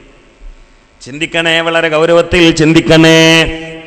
ചിലപ്പോൾ ഒക്കെ കുടുംബസംഘമൊക്കെ പേരിന് ഈടെ അടുത്ത് മലപ്പുറം ജില്ല അറിയപ്പെട്ട ഒരു കുടുംബസംഘത്തിൽ പ്രസംഗിക്കാൻ വേണ്ടി കൊണ്ടുപോയി. പല മന്ത്രിമാരും ഒക്കെ എല്ലാവരും ഉണ്ട്. പ്രസംഗത്തിൽ എന്നെ കൊണ്ടുപോയത്, എന്നെ വിളിച്ച ആള് ഞാൻ വണ്ടിയിലാണ്ട് പോയി ഇറങ്ങിയപ്പോഴെന്നെ എന്നെ വന്ന് കെട്ടിപ്പിടിക്കലും എന്നെ സ്റ്റേജിൽ കൊണ്ടുപോകലൊക്കെ ആയി. എന്നെ വിളിച്ച ആള്. ഞാൻ പ്രസംഗത്തിൽ ഇങ്ങനെ തുടർന്നു. തലയിൽ തൊപ്പിണ്ടായിട്ട് കാര്യമില്ല, കയ്യിൽ തസ്ബീമാലം പിടിച്ചിട്ട് കാര്യമില്ല. കുടുംബബന്ധത്തിൽ വിള്ളലുണ്ടാക്കിയവന് പടച്ചവന്റെ ശാപമാണ്. ഇതിങ്ങനെ 3-4 കാര്യമാണ് പറഞ്ഞപ്പോൾ ഈ മനുഷ്യൻ സ്റ്റേജിൽ നിന്നാണ്ട് ഇറങ്ങിപ്പോയി. വണ്ടിയിൽ ഞാൻ പോയി ഇറങ്ങിയ സമയത്ത് എന്നെ കെട്ടിപ്പിടിച്ചിട്ട് സ്റ്റേജിക്ക് കയറ്റാണ്ടായിരുന്ന ഇയാൾ മൂപ്പര് സ്റ്റേജിൽ നിന്നാണ്ട് ഇറങ്ങിപ്പോയി. പ്രസംഗം കഴിഞ്ഞ് നോക്കുമ്പോൾ എന്നെ സ്വീകരിച്ച ആളെ പിന്നെ കാണാനില്ല. അപ്പം ഞാൻ അവരോട് വെച്ചു, എന്നെ സ്വീകരിച്ചെന്ന് എന്നെ ക്ഷണിച്ചെന്ന് ആളെ എവിടെയെന്ന് വെച്ചു. നിങ്ങൾ പറഞ്ഞില്ലേ തലയിൽ തൊപ്പിയിട്ടിട്ട് കാര്യമില്ല, കയ്യിൽ മാല പിടിച്ചിട്ട് കാര്യമില്ല എന്ന്. മൂപ്പരെ തലയിൽ തൊപ്പിയുണ്ട്, കയ്യിൽ മാലയുണ്ട്. പക്ഷെ മൂപ്പര് ജാസനും മൂപ്പരൊന്നും ഉണ്ടില്ല. അപ്പം അത് ആരോ നിങ്ങൾക്ക് കൊളത്തി തന്നിട്ട് പറയിപ്പിച്ചാന്ന് എഴുതിയിട്ട് ഇറങ്ങിപ്പോയതാണെന്ന്. ചിന്തിക്കണം, നിങ്ങൾ ചിന്തിക്കണം. അപ്പോൾ കുടുംബസംഗമത്തിൻ്റെ ഇടയിലാപ്പത്. അതുകൊണ്ട് വളരെ ഗൗരവത്തിൽ ചിന്തിക്കണേ, വളരെ ഗൗരവത്തിൽ ചിന്തിക്കണേ. റഹീം എന്ന ഇസ്മിന്റെ പകുതി എടുത്തുകൊണ്ടാണ് കുടുംബബന്ധത്തിന് അല്ലാഹു നാമം നൽകിയത് റഹീം. പൈശാചികമായ ബാധയിൽ നിന്ന് പോലും കുടുംബബന്ധമുള്ള ആൾ രക്ഷപ്പെടുന്നതാണ്. കണ്ടോ നിങ്ങൾ, മഹദിയായ ഖദീജത്തുൽ കുബ്റാ റളിയല്ലാഹു അൻഹാ മുസ്തഫ നബി സല്ലല്ലാഹു അലൈഹി വസല്ലം ജബലുൻ നൂറിന്റെ മുകളിൽ നിന്ന് നുബുവത്തിന്റെ ഔദ്യോഗികമായ പദവി ലഭിച്ചതിന് ശേഷം താഴെ ഇറങ്ങിയപ്പോ ഖദീജ റളിയല്ലാഹു തആല അൻഹ മുസ്തഫ നബിയോട് നിങ്ങൾക്ക് പിശാച ബാധയേൽക്കൂല, അല്ലാഹു നിങ്ങളെ കയ്യൊഴിക്കൂല എന്ന് പറഞ്ഞതിന് പ്രധാനമായി എടുത്തു പറഞ്ഞത് ലിഅന്നക തസിലുർ റഹിമാ, നിങ്ങൾ കുടുംബബന്ധം ചേർക്കുന്ന ആളല്ലേ. അപ്പോൾ കുടുംബബന്ധം ചേർക്കുന്ന ആൾക്ക് സിഹറും മറ്റുള്ള മുസീബത്തൊന്നും പെട്ടെന്ന് ഏൽക്കൂല എന്നുള്ളതിന് സൂചനയിലുണ്ട്. നിങ്ങൾക്ക് പിശാച് ബാധ ഉണ്ടാവില്ല, കാരണം നിങ്ങൾ കുടുംബബന്ധം ചേർക്കുന്ന ആളാണ്. ചിന്തിക്കണേ, ചിന്തിക്കണേ, ചിന്തിക്കണേ. അതുകൊണ്ട് ശ്രദ്ധിക്കണേ, കുടുംബം എന്നുള്ളതിൻ്റെ ലക്ഷ്യം എന്താ പറയുക? നിങ്ങൾ കുടുംബം എന്നുള്ളതിൻ്റെ ലക്ഷ്യങ്ങൾ കുടിച്ചോളി, ഞാൻ പറഞ്ഞ് കേൾക്കണം കേട്ടോ. കുടുംബം എന്നുള്ളതിൻ്റെ ലക്ഷ്യം ഇപ്പോൾ ഈ തീറ്റാക്കുടീൻ്റെ ഒരു കാല തറാവിൻ്റെ അടിയിലൊക്കെ അവലെടുത്ത് വരുന്ന ആൾക്കാരുണ്ട്. ഈ 2 റക്അത്ത് ഓടുമ്പോൾ ബോറടിച്ചിരിക്കണ്ടെന്ന് പറഞ്ഞിട്ട് തൊള്ളയിലിട്ട് ചാവുക. പൊതുവേ സത്യത്തിൽ ഈ പ്രഭാഷണത്തിനിടയിൽ തീറ്റാക്കുടീനോട് വ്യക്തിപരമായിട്ട് എതിരുള്ള ആളാണ് ഞങ്ങൾ നോക്കും. 5 മണിക്കൂർ പ്രസംഗിക്കുകയാണെങ്കിലും 1/2 ഗ്ലാസ് വെള്ളം ഞാൻ കുടിക്കില്ല. നിങ്ങൾ പരിശോധിച്ചോളി വേണമെങ്കിൽ, ഞാൻ കുടിക്കില്ല. ഇന്ന് ഞങ്ങളെക്കാളും ദാഹം എനിക്കല്ലേ, ഞാനല്ലേ പ്രസംഗിക്കണേ. ഇത് കാണാൻ ചിലയിടത്ത് തുടങ്ങുണ്ടാവുള്ളൂ. അപ്പോൾ ഇങ്ങനെ പായസം മിച്ചറും, അത് കഴിഞ്ഞാൽ പിന്നെ നെയ്ച്ചോറ്, എന്നിട്ട് അതിൻ്റെ മണമൊക്കെ കൂടി ഇതിട്ട് പ്രവാസം ഇങ്ങനെ ചേറുക. ആൾക്കാരൊക്കെ ചോറ്റുമ്പതിക്കും ഇങ്ങനെ നോക്കുക, ഇത് എപ്പോഴാണ് കഴിഞ്ഞിട്ട് എന്നാണ്. ഇപ്പോൾ നിങ്ങൾ തന്നീലെ കുടിച്ചോളി, പക്ഷേ ഇൽമ കേൾക്കണം. ഇൽമ ഇങ്ങനെ വെറുതെ ഓസിയായിട്ട് ഇങ്ങനെ ചൊറിഞ്ഞ് കേൾക്കാനുള്ളതല്ല, ശ്രദ്ധിച്ച് കേൾക്കാനുള്ളതാണ്. നമ്മൾ കുറേ ചെയ്യണത് വെടുപ്പും വൃത്തി ഉണ്ടായാൽ മതി, തൊട്ടതൊക്കെ പൊന്നാക്കാൻ പറ്റും. കുറേ ചെയ്യലല്ല. അപ്പോൾ അതുകൊണ്ട് കുടിച്ചോളി. പക്ഷെ ഞാൻ കുടിക്കണില്ല എന്നുള്ള സന്തോഷകരങ്ങൾ അറിയിക്കണം. നിങ്ങൾക്ക് കയ്യിൽ കിട്ടിയോണ്ട് നിങ്ങൾ കുടിച്ചേ തീരുള്ളൂ, അല്ലെങ്കിൽ ഞങ്ങൾക്ക് വടക്കായി പോകുന്നതുകൊണ്ടാണ്. അപ്പോൾ അതുകൊണ്ട് പരമാവധി എന്താ അറിയോ, ഇപ്പോൾ കളി ഞങ്ങൾ ലോകത്തെ ഏറ്റവും കൂടുതൽ ഡോക്ടർമാരുള്ള ക്രിസ്ത്യാനികൾക്കാണ്, ഏറ്റവും കൂടുതൽ ഹോസ്പിറ്റലിലും ക്രിസ്ത്യാനികൾക്കാണ്, ഏറ്റവും കൂടുതൽ രോഗികൾ മുസ്ലിങ്ങളും. അതിന് കാരണം എന്താ അറിയോ, ഈ പേന്തൽ തന്നെ. കഴിഞ്ഞ റമദാൻ എവിടെ പങ്കെടുത്തപ്പോൾ സുജൂദിലുണ്ട് ഒരാളെ വയറ്റിനുള്ളിൽ നിന്ന് അണ്ടിപ്പരിപ്പ് റിട്ടേൺ അടിക്കണം. അണ്ടിപ്പരിപ്പ് സുജൂദ് കോയപ്പം കണ്ട് പുറത്ത് പോകുന്നു. കാരണം എന്താ പറയുക, പായസത്തിന് ഒന്നായിട്ട് വെച്ച് ചാമ്പിയിട്ട് അണ്ടിപ്പരിപ്പൊന്നും താഴ്ന്ന് കിടക്കാൻ സ്ഥലമില്ല, മുകളിലിങ്ങനെ പൊന്തി കിടക്കുകയാണ്. പ്രത്യേകിച്ച് ഈ കണ്ണൂർ തലശ്ശേരി ഭാഗത്തേക്ക് വാതിന് കയറാൻ തന്നെ പേടിയാണ്. ഇവിടെ നിങ്ങൾക്കുണ്ട് ഒരു തീറ്റിക്കൽ. നാളെ ഇവിടെ വാതിനായപ്പോൾ പോയ ഉടനെ നല്ല ചായ പലഹാരമൊക്കെ തന്നിട്ടുണ്ട്, അൽഹംദുലില്ലാ ആയിക്കോട്ടെ. അത് കഴിഞ്ഞ് മഗ്‌രിബിന് ശേഷം ഇറച്ചും പത്തിരിയും കോഴി ആടൊക്കെ അത് വേറെ. അപ്പോൾ ആ പലഹാരം ചായം കുടിച്ചപ്പോഴത്തേന് നമുക്ക് മതിയാക്കണം. പിന്നെ ഇറച്ചും പത്തിരി ഇങ്ങനെ തിന്നുമ്പോൾ വേറെ ആരോ വീട്ടുകാരനെ വിളിച്ചിട്ട് ചോദിക്കുകയാണ്, റഹ്മാനി ഞാൻ ഭക്ഷണം കഴിച്ചോന്നാണ് ചോദിക്കണം. അപ്പോൾ വീട്ടുകാരൻ പറയാണ് ഭക്ഷണം കഴിച്ചിട്ടില്ല, അപ്പോൾ ലൈറ്റായി കഴിച്ചുകൊണ്ടിരിക്കുകയാണെന്ന്. രണ്ടാമത്തത്. അപ്പോൾ ഞാൻ പുരക്കാരനോട് വെച്ച് ഇനി ഉണ്ടോയെന്ന് വെച്ച്, ഇനി വേള കഴിഞ്ഞിട്ട് ചോറുണ്ട് പറഞ്ഞു. എവിടുക്ക സഹോദരന്മാരത് കൂടി ഇറങ്ങുക? മഗ്‌രിബിന് ശേഷം 3 ഭക്ഷണം എന്നൊക്കെ പറഞ്ഞാണ്ടല്ലോ പെട്ടെന്ന് സോക്കടായിട്ട് അറ്റാക്ക് പിടിച്ച് മരിച്ചു പോകും. ചെയ്യരുത്, അത് ചെയ്യരുത്, മോശമാണത്, ദീനിന് ബാധിക്കുന്നു. ഇമാം ഗസാലി റളിയല്ലാഹു പറഞ്ഞിട്ടില്ലേ, സലാമത്തുദ്ദീനി ഫീ ഖില്ലത്തിൽ ആസാം വ സലാമത്തുൽ ജസദി ഫീ ഖില്ലത്തി ത്വആം. സലാമത്തുൽ ജസദി ഫീ ഖില്ലത്തി ത്വആം വ സലാമത്തുർ റൂഹി ഫീ ഖില്ലത്തിൽ ആസാം വ സലാമത്തുദ്ദീനി ഫി സ്വലാത്തി അലാ ഖൈരിൽ അനാം. ഭക്ഷണം കുറക്കണം, ദോഷം വർജിക്കണം, സലാത്ത് അധികരിപ്പിക്കണം, അപ്പോഴേ ദുന്യാവ് ആഖിറ രക്ഷപ്പെടുള്ളൂ എന്നാണ്. ആ കൂട്ടത്തിൽ അല്ലാഹ് നമ്മളെ പെടുത്തട്ടെ. അതുകൊണ്ട് ഇനിയിപ്പോൾ ഇത് കഴിഞ്ഞിട്ട് ആരെങ്കിലും പുട്ടോ പൊറോട്ടൊക്കെ ഒരെണ്ണം കുറക്കണം, കൂട്ടരുത്. നമ്മളൊക്കെ കാര്യത്തിന് പറയാണ്, തീറ്റ കുറക്കന്നെ വേണം. അറ്റാക്ക് വരും, പെടുന്നതിനെ മരിക്കും. ഖസ്വത്തുൽ ഖൽബിന് കാരണമാവുന്നതാണ്, ഹൃദയം കടുത്തവും. പിന്നെ ഇബാദത്തിനൊന്നും ഒരു ടേസ്റ്റും ഉണ്ടാവില്ല. ഇപ്പോൾ നിസ്കാരത്തിനൊക്കെ എന്തെങ്കിലും രസമുണ്ട് നമുക്ക്? നിസ്കാരം വയസ്സന്മാർ വല്ലണ്ട് നിൽക്കുക ഇരിക്കുക, ഇതല്ലാതെ എന്താ ഉള്ളത്? എന്തെങ്കിലും ഒരു ബന്ധമുണ്ടോ? കാരണം എന്താ പറയുക, ഒന്ന് ഈ തീറ്റ കൂടിയതാണ്, നായിട്ട് ചാമ്പുകയാണ്, അതാണ്. അപ്പോൾ അതുകൊണ്ട് കുടുംബം മൊത്തം ശ്രദ്ധിക്കേണ്ട ചില കാര്യങ്ങൾ തമാശയിലാണെങ്കിൽ ഞാൻ സൂചിപ്പിച്ചാണ്. ചിന്തിക്കണേ. ഇനി നിങ്ങൾ നന്നായിട്ടും ശ്രദ്ധിച്ചാൽ ഇതിൻ്റെ അടിസ്ഥാനം ഞാൻ ഒന്ന് പറഞ്ഞുതരാം. നിങ്ങൾ കേൾക്കുവോ? റെഡിയല്ലേ? ഇന്ന് ഒരു സലാത്ത് ഉറക്കെ ചൊല്ലി, ഒറ്റ സലാത്ത്. സല്ലല്ലാഹു അലൈഹി വസല്ലം. മതി. എൻ്റെ പനിക്കൊത്തൊരു സാസായിട്ടുണ്ടെന്ന് 10,000 ചീറി പറയണം. ഇന്ന് അതിശക്തമായിട്ട് പനിയും ജലദോഷമാണ്. അപ്പോൾ ഒതുങ്ങിയൊരു സാസാകുമ്പോൾ ഒരു മദ്രസയിൽ ഉസ്താദ് ക്ലാസ് എടുക്കുമ്പോൾ അങ്ങനെ പറഞ്ഞു പോയാൽ എനിക്കിന്നൊരു ആശ്വാസമാണ്, വിശ്രമമായി. അൽഹംദുലില്ലാ നിങ്ങൾക്ക് കേൾക്കും ചെയ്യാം. വിഷയം ഞാൻ കട്ടാക്കില്ല. നന്നായി ശ്രദ്ധിക്കണം. ശ്രദ്ധ നന്നായിട്ടുണ്ടെന്ന് തോന്നുകയാണെങ്കിൽ നല്ലൊരു ചരിത്രം വാതും പറഞ്ഞിട്ടാണ് നൃത്തം ചെയ്യും. നിങ്ങൾ ശ്രദ്ധിക്കുക. പിന്നെ എന്തിനാണ് കുടുംബ സഹോദര? നിങ്ങൾ ശ്രദ്ധിച്ചിട്ടുണ്ടോ? ജിബ്രീൽ അലൈഹി ഇസ്ലാമിന് കുടുംബത്തിൻ്റെ ആവശ്യമില്ല. ശ്രദ്ധിക്കണേ, ജിബ്രീൽ അലൈഹി ഇസ്ലാമിന് കുടുംബത്തിൻ്റെ ആവശ്യമില്ല. കാരണം എന്താ അറിയോ, ജിബ്രീൽ അലൈഹി ഇസ്ലാമിനെ പടച്ചോൻ ഏൽപ്പിച്ച പണി ജിബ്രീൽ അലൈഹി ഇസ്ലാം ഖിയാമത്ത് നാൾ വരെ നടത്തും. അതുകൊണ്ട് ഭാര്യ ഉണ്ടാവില്ല, കുട്ടികളുണ്ടാവില്ല. അങ്ങനെയാണ് അള്ളാഹ് സൃഷ്ടിച്ചത്. സൂര്യന് കുടുംബത്തിൻ്റെ ആവശ്യമില്ല. സൂര്യന് കുടുംബം വേണ്ട, അണ ചേരണ്ട. കാരണം സൂര്യനെ അള്ളാഹ് ഏൽപ്പിച്ചൊരു പണിയുണ്ട്, വശംസു തജ്രീ ലി മുസ്തഖറിൻ ലഹാ. അത് സൂര്യൻ ഖിയാമത്ത് നാൾ വരെ നടത്തും. അതുകൊണ്ട് പിൻഗാമി വേണ്ട. മനസ്സിലാണ്ടോ? നിങ്ങൾക്ക് മനസ്സിലാണ്ടോ? പിന്നെ ഈ കുടുംബ ആവശ്യം വരുന്ന ആർക്കാണ്? പെട്ടെന്ന് മരിച്ചു പോണ ആൾക്കാർക്ക്, മനുഷ്യൻ. കാരണം എന്താ, നമ്മൾ മരിച്ചിട്ട് ഖബർ പോയി കിടക്കുമ്പോൾ അള്ളാഹ് നമ്മളെ ഏൽപ്പിച്ചൊരു പണിയുണ്ട്. സൂര്യനെ ഏൽപ്പിച്ചതുപോലെ, മലക്കുകളെ ഏൽപ്പിച്ചതുപോലെ നമ്മളെ ഏൽപ്പിച്ചൊരു പണിയുണ്ട്, ഇബാദത്ത്.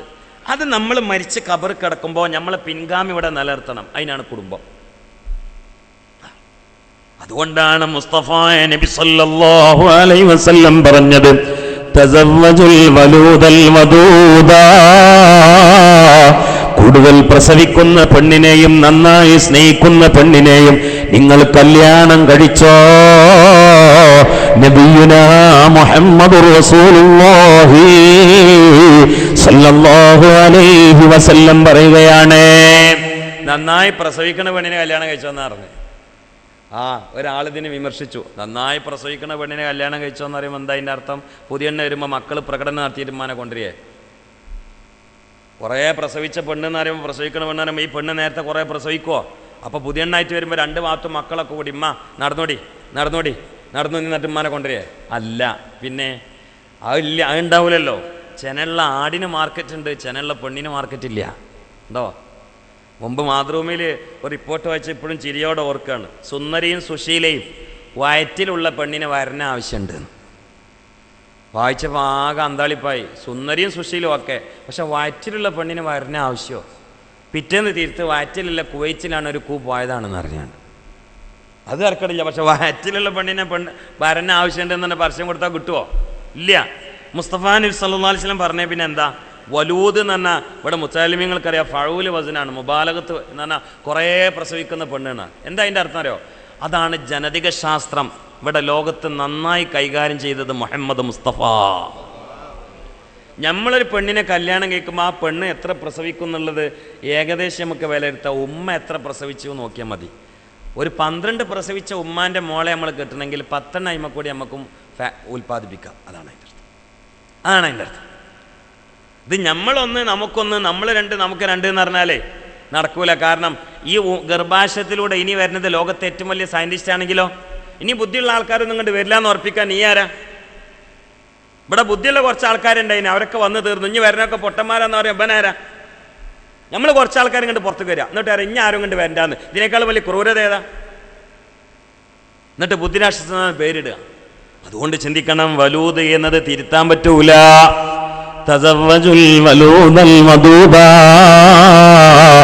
നന്നായി സ്നേഹിക്കുകയും ധാരാളം പ്രസവിക്കുകയും ചെയ്യുന്ന പെണ്ണിനെ നിങ്ങൾ കല്യാണം കഴിച്ചോ.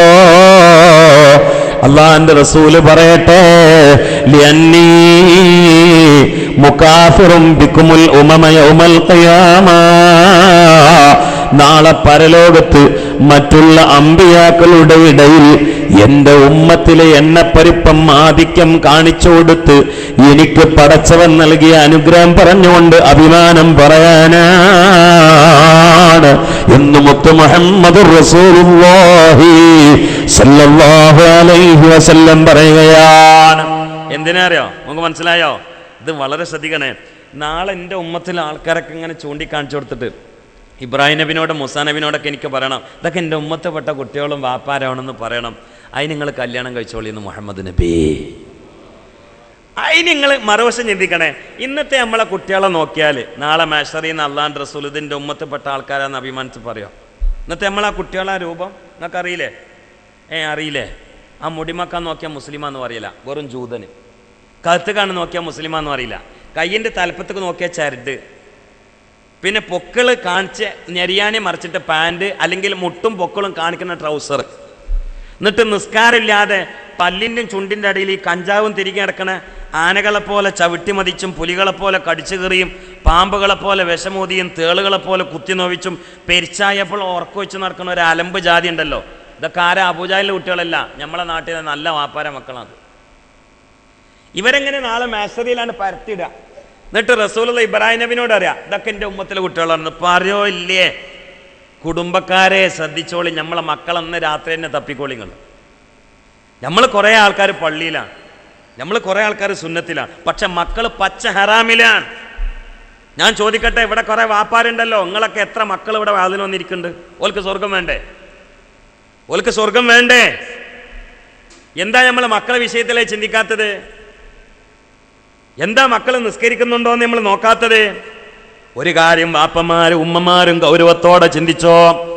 നാളെ കത്തിക്കാളുന്ന ഭീകരമായ നരകജ്വാലയിലേക്ക് ചില ആളുകൾ വലിച്ചെറിയപ്പെടുന്നത് വ്യഭിചാരത്തിന്റെ പേരിലാണെങ്കിൽ, തൗബ ചെയ്യാതെ മരിച്ചുപോയതിന്റെ പേരിലാണെങ്കിൽ, കള്ളു കുടിച്ച് തൗബ ചെയ്യാതെ മരിച്ചുപോയതിന്റെ പേരിലാണെങ്കിൽ, കൊല ചെയ്ത് തൗബ ചെയ്യാതെ മരിച്ചുപോയതിന്റെ പേരിലാണെങ്കിൽ, സിഹ്ർ ചെയ്ത് പശ്ചാത്തപിക്കാതെ മരിച്ചുപോയതിന്റെ പേരിലാണെങ്കിൽ, നാളെ ഒരു വിഭാഗം 5 വക്ത് കാർക്കശ്യമായി ജമാഅത്തോടെ നിസ്കരിച്ച് ഹജ്ജും ഉംറയും ചെയ്ത് നന്നായി ജീവിച്ച നിസ്കാരത്താമ്പുള്ള ആജിക്കമാരും മുഖമക്കന ധരിച്ച ഉമ്മമാരും നാളെ നരകത്തിലേക്ക് വലിച്ചെറിയപ്പെടുന്നത് സിനിമ കാരണത്താലല്ല, നിസ്കാരം ഉപേക്ഷിച്ച കാരണത്താലല്ല, നോമ്പിൽ വീക്ക്നെസ് വരുത്തിയ കാരണത്താലല്ല, ഹജ്ജിന് പോകാത്തതിന്റെ കാരണത്താലല്ല,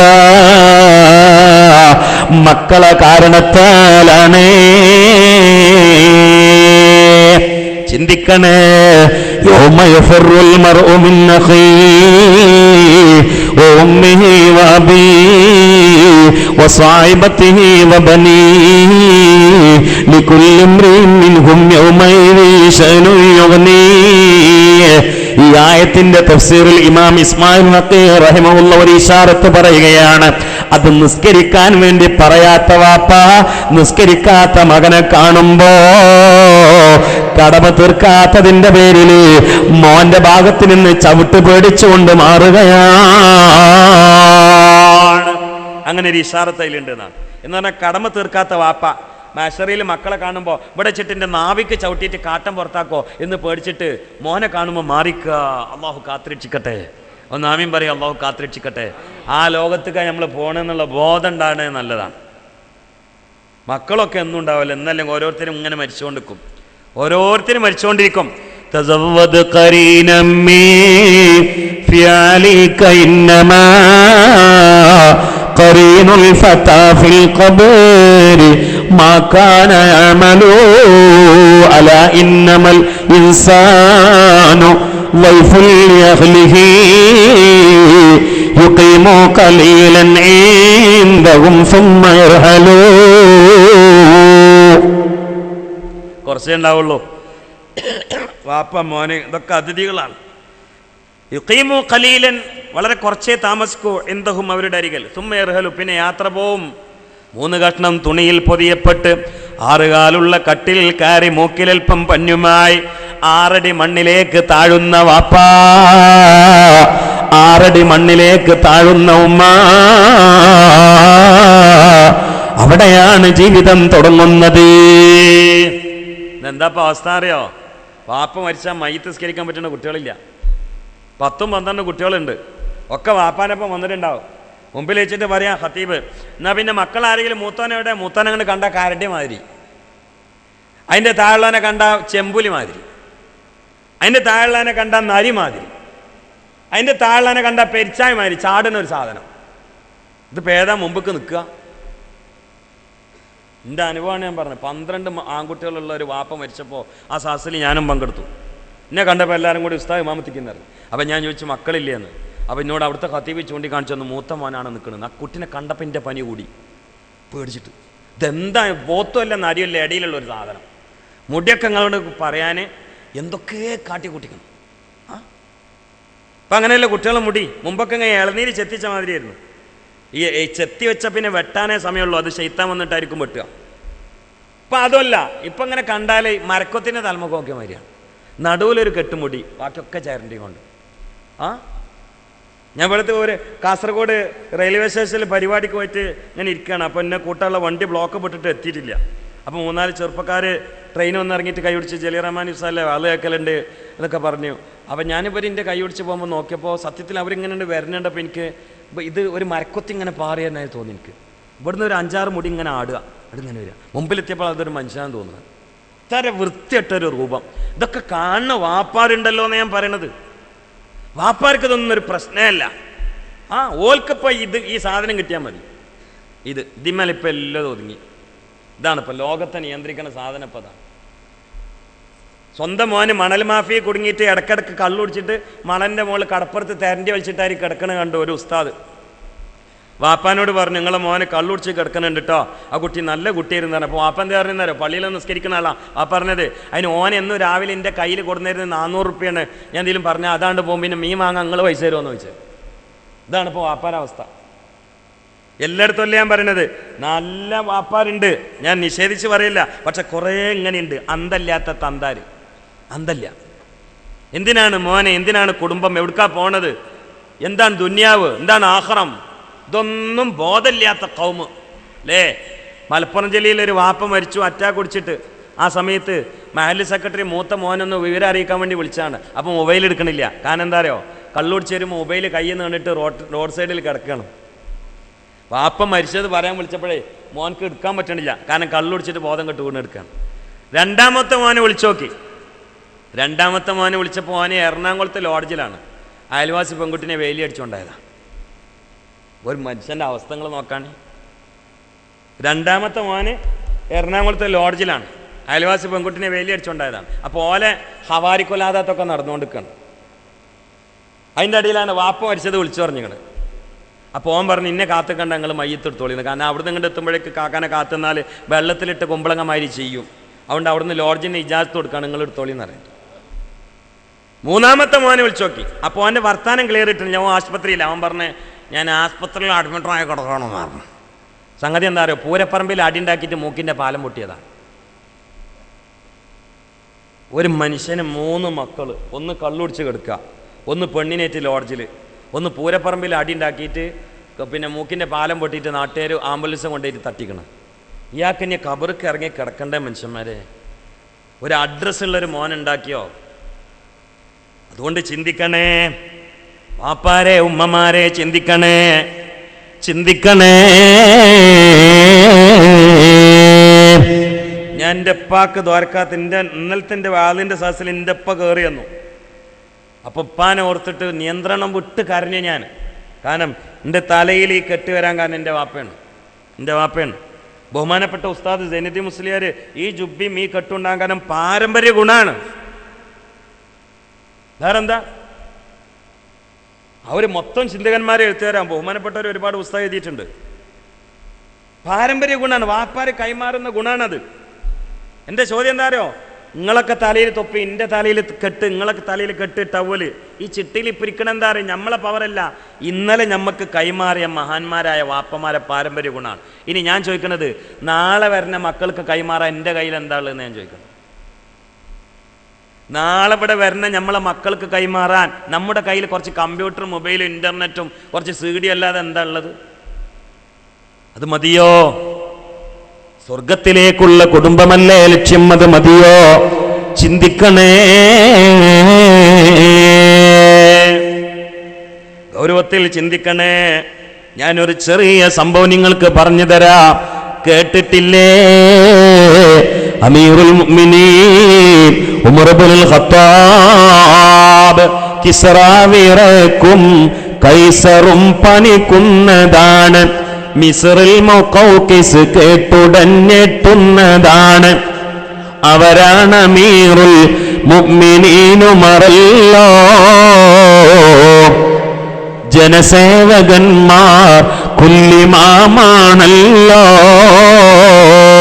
ധീരാ വീരാ വില്ലാളി വീരാരണകേസരി, ലോക ചരിത്രത്തിൽ ആദ്യമായി അമീറുൽ മുഅ്മിനീൻ എന്ന് വിളിക്കപ്പെട്ട ഉമർ ഇബ്നുൽ ഖത്താബ് തന്റെ ഭരണകാലത്ത് ഭരണീയരിൽ ആരെങ്കിലും തന്റെ അഭാവത്തിൽ കഷ്ടപ്പെടുന്നുണ്ടോ എന്നറിയാൻ പാതിരാവിൽ പരുക്കൻ കുപ്പായമിട്ടുകൊണ്ട് നാട് കറങ്ങിയിരുന്ന മഹാനാണ്. നിലവിലുള്ള നോട്ടുകളെ വിനിമയത്തിൽ നിന്ന് പിൻവലിക്കപ്പെട്ടുകൊണ്ട് ജപ്പാനിൽ പോയി ഫുഡടിക്കുന്ന ഭരണാധികാരിയല്ല. ഭരണാധികാരികൾക്ക് ഉത്തരവാദിത്വമുണ്ട്. ഭരണീയരിൽ ആരെങ്കിലും കഷ്ടപ്പെടുന്നുണ്ടോ എന്ന് കൃത്യമായി മനസ്സിലാക്കി കഷ്ടപ്പാട് നീക്കാൻ കക്ഷിപക്ഷ ജാതിമത ഭേദമന്യ സകലർക്കും സമാധാനം കൊടുക്കേണ്ട ഉത്തരവാദിത്വം പ്രധാനപ്പെട്ട മന്ത്രിമാർക്കാണുള്ളത്. പക്ഷേ ലോകത്തിന്റെ ക്രമം തെറ്റിക്കൊണ്ടിരിക്കുകയാണ്.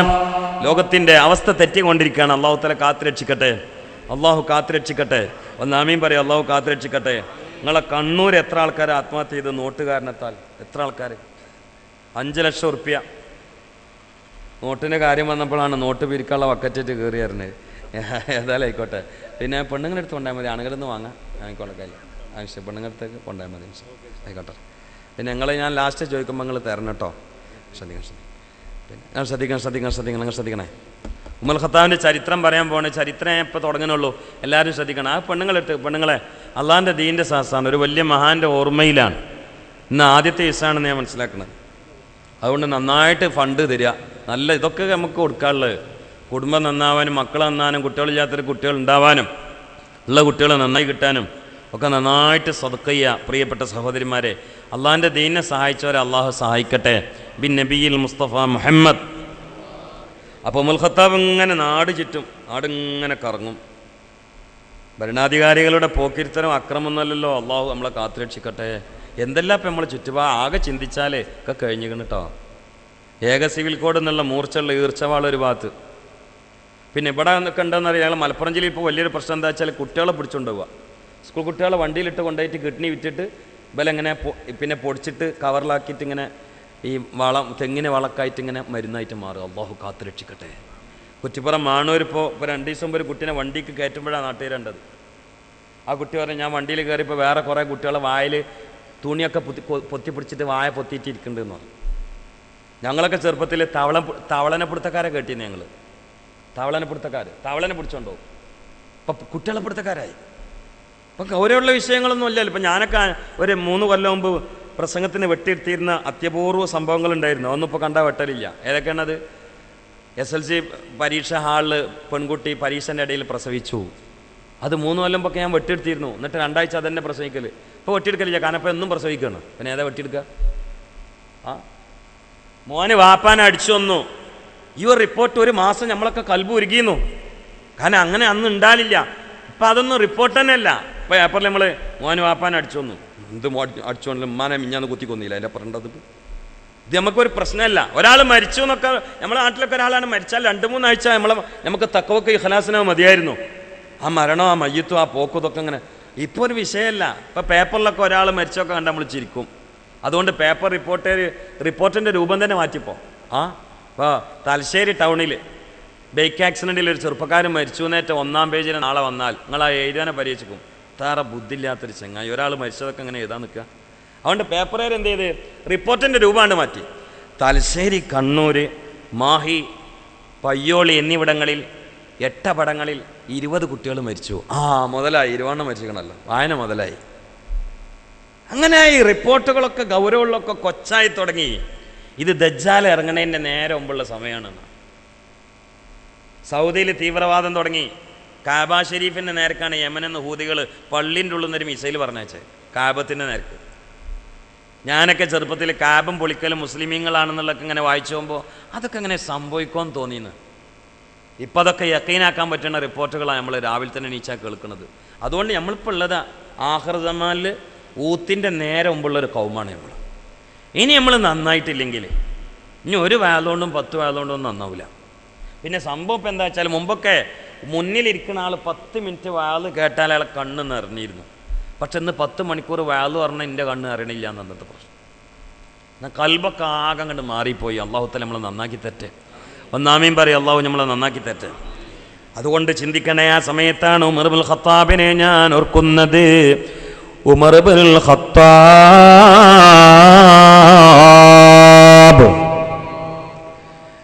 ഏത് പ്രസംഗത്തിലും സലാത്തും മദ്ഹും ഒരു വിഷയമാണ്.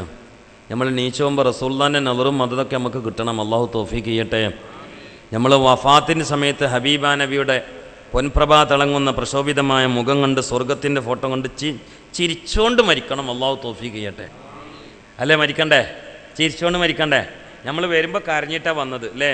നമ്മളിങ്ങനെ ഉമ്മാൻ്റെ ഗർഭാശയത്തിൽ നിന്ന് പുറത്തുവരുമ്പോൾ കരഞ്ഞുകൊണ്ടാണ്. കരഞ്ഞ് കൈയൊക്കെ കൂട്ടിപ്പിടിച്ചുകൊണ്ടാണ് വന്നത്. ഉണ്ടോ? ഫീ ഖബലി കഫ് തിഫ്ലി ഇന്ദാ വിലാദതി ദലീലുൻ അലൽ ഹർസിൽ മുറക്കബി ഫിൽ ഹയ്യ് വഫീ ബസ്തിഹാ ഇൻദൽ മമാതി ഇശാറതു അലാ ഫൻദുറുനി ഖർജതു ബിലാ ഷൈഇൻ. ഒരു കുട്ടി വരുമ്പോൾ ഇങ്ങനെ കൂട്ടിപ്പിടിച്ചിട്ടാണ് വരുന്നത്. ഇങ്ങനെ എന്താ ആർത്തിയാണ് വരുന്നത്. ഇവിടെ കൊണ്ടോ തോട്ടം പറമ്പും ടെക്സ്റ്റൈൽസും ജ്വല്ലറിയും വാപ്പാൻ്റെതും കൊണ്ടോ ഈ വരവാണ്. പക്ഷെ ഇങ്ങനെ പിടിച്ച് കരഞ്ഞോണ്ട് വന്നവന് പോകുമ്പോൾ എങ്ങനെ പോകണമെന്നറിയോ?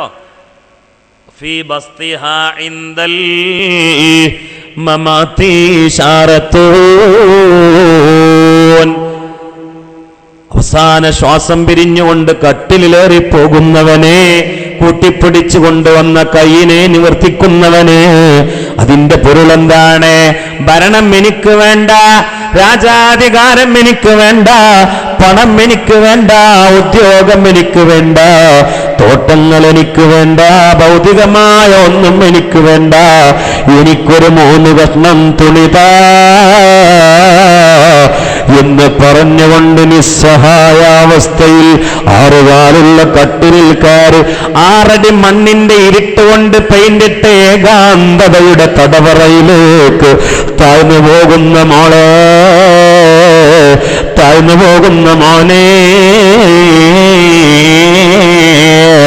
നീ മകന്റെ മുമ്പിൽ അതിഥിയാണ്, ഭാര്യയുടെ മുമ്പിൽ വിരുന്നുകാരനാണ്.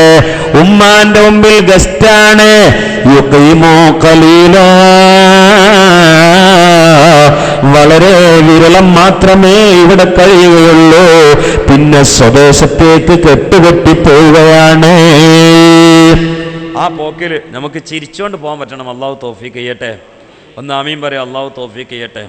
ഉമർ ഇബ്നു അബ്ദുൽ അസീസ് റളിയല്ലാഹു അൻഹു വഫാത്തിൻ്റെ സമയത്ത് നാട്ടുകാരിൽ ചില ആളുകൾ വന്നിട്ട് പറഞ്ഞു, നിങ്ങൾക്ക് കുറേ മക്കളുള്ളതല്ലേ, മക്കൾക്കൊന്നും ഒന്നും ഇട്ട് പോകണില്ലല്ലോ, ഭൗതികമായിട്ട് ഒന്നും നിങ്ങൾ ബാക്കി വെച്ചിട്ടില്ലല്ലോ, ആ കുട്ടികൾക്ക് എന്തെങ്കിലുമൊക്കെ ഹലാലായ സമ്പത്ത് വേണ്ടേ, അതുകൊണ്ട് നിങ്ങളൊന്ന് ഒരു എസ് മൂളുകയാണെങ്കിൽ ഞങ്ങൾ ഖജനാവിൽ നിന്ന് ഹലാല രൂപത്തിൽ കൊടുക്കാമല്ലോ എന്ന് പറഞ്ഞപ്പോൾ ഉമർ ഇബ്നു അബ്ദുൽ അസീസിന് കരഞ്ഞു. എന്നിട്ട് പറഞ്ഞു, മക്കളെ എല്ലാവരും നിങ്ങോട്ട് വിളിക്കുമെന്ന് പറഞ്ഞു.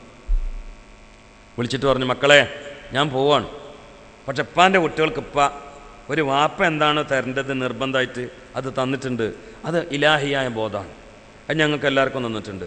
പിന്നെ ദുന്യാവിൻ്റെ കാര്യം അത് ഞാനും വല്ലാതെ ശ്രദ്ധിച്ചിട്ടില്ല, അതുകൊണ്ട് എൻ്റെ കയ്യിൽ നിങ്ങൾക്ക് തരാൻ വല്ലാതെ ഉണ്ടായിട്ടില്ല, അത് ഞാൻ ഉത്തരവാദിയല്ല. പക്ഷെ വാപ്പാ നിലക്ക് എനിക്ക് നിങ്ങൾക്ക് തരൽ കടമുള്ളൊരു സംഗതി ഉണ്ട്, അത് ഞാൻ തന്നിട്ടുണ്ട്, അള്ളാഹു സാക്ഷിയാണെന്ന് പറഞ്ഞിട്ടാണ് പോയത്.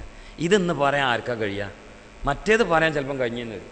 ഇത് എൻ്റെ കുട്ടിയൊക്കെ 2 ലക്ഷം റുപ്യ ആക്കി വെച്ചിട്ടുണ്ട്, അതെന്താ അദ്ദുന്യ ജീഫ വത്തുല്ലാബുഹാ കിലാബ്. ഈ ദുന്യാവ് അള്ളാഹു താല അധ്വാനിച്ചവർക്കും കൊടുക്കും, അധ്വാനിക്കാത്തവർക്കും കൊടുക്കും അല്ലേ? എല്ലാവർക്കും കൊടുക്കും. തീരെ അധ്വാനിക്കാത്തവർക്ക് ചിലപ്പോൾ നല്ലോണം കൊടുക്കും. കാഫിറിനും കൊടുക്കും, മുസ്ലിമിനും കൊടുക്കും. ലോക ആസകലം ഭരിച്ച 2 ആൾക്കാരിൽ പകുതിയും പകുതിയായിട്ടാണ് അള്ളാഹ് കൊടുത്തത്. 2 കാഫിറിന് കൊടുത്തപ്പോൾ 2 മുസ്ലിമിന് കൊടുത്തു. ചിലപ്പം കാഫിറിന് കൂടുതൽ കൊടുക്കും. ഇതൊരു വിഷയമല്ല.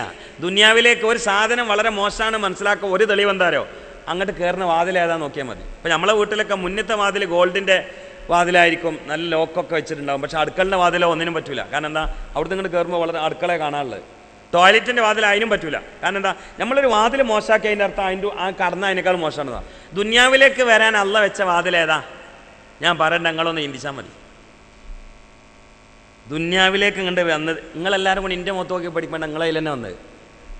അത് ശരി, ഞാൻ മാത്രമല്ല വാതിലൊടിക്കൂടെ നിൽക്കണേ, എല്ലാവരും അതിൽ തന്നെ വന്നിക്കണേ. എല്ലാവരും കൂടി ഇങ്ങനെ നോക്കിയിട്ട് ആ വാതിലൊടിക്കൂടെ വന്നിക്കണേ അല്ലേ, പിന്നെ നിങ്ങളെ കൂടെ വന്നിക്കണേ. ബൈത്തുൽ മാമൂറിന്ന് ചോർന്ന് വന്നതാ. ദുന്യാവൊക്കെ എല്ലാവരും വന്നത് വളരെ വൃത്തിയായിട്ടൊരു സ്ഥലത്ത് കൂടിയാണ്. കാരണം എന്താ അറിയോ, ഈ സാധനം അത്ര ഗുണമുള്ളൂ എന്നാ അള്ള സൂചിപ്പിച്ചാണെന്ന് ആരിഫ്യങ്ങൾ എഴുതി വെച്ചിട്ടുണ്ട്. വാതിൽ അങ്ങനെ ആക്കാൻ കാരണം അതാണെന്നാണ്. ഇനി ഇതിൻ്റെ നിലമലയൊന്നും വല്ലാതെ പറഞ്ഞ് പൊലിമുണ്ടാക്കണ്ട. ഇലാഹിയായ ബോധം ഉണ്ടാക്കാൻ നോക്കി, കുട്ടികൾക്ക് കൈമാറാൻ നോക്കി. അവിടുന്ന് മനുഷ്യൻ ഉണ്ടാകുന്നത്. പൈസമെന്ന് മനുഷ്യൻ ഉണ്ടാവില്ല, തീറ്റമെന്ന് മനുഷ്യൻ ഉണ്ടാവോ, പുരമെന്ന് മനുഷ്യൻ ഉണ്ടാവോ?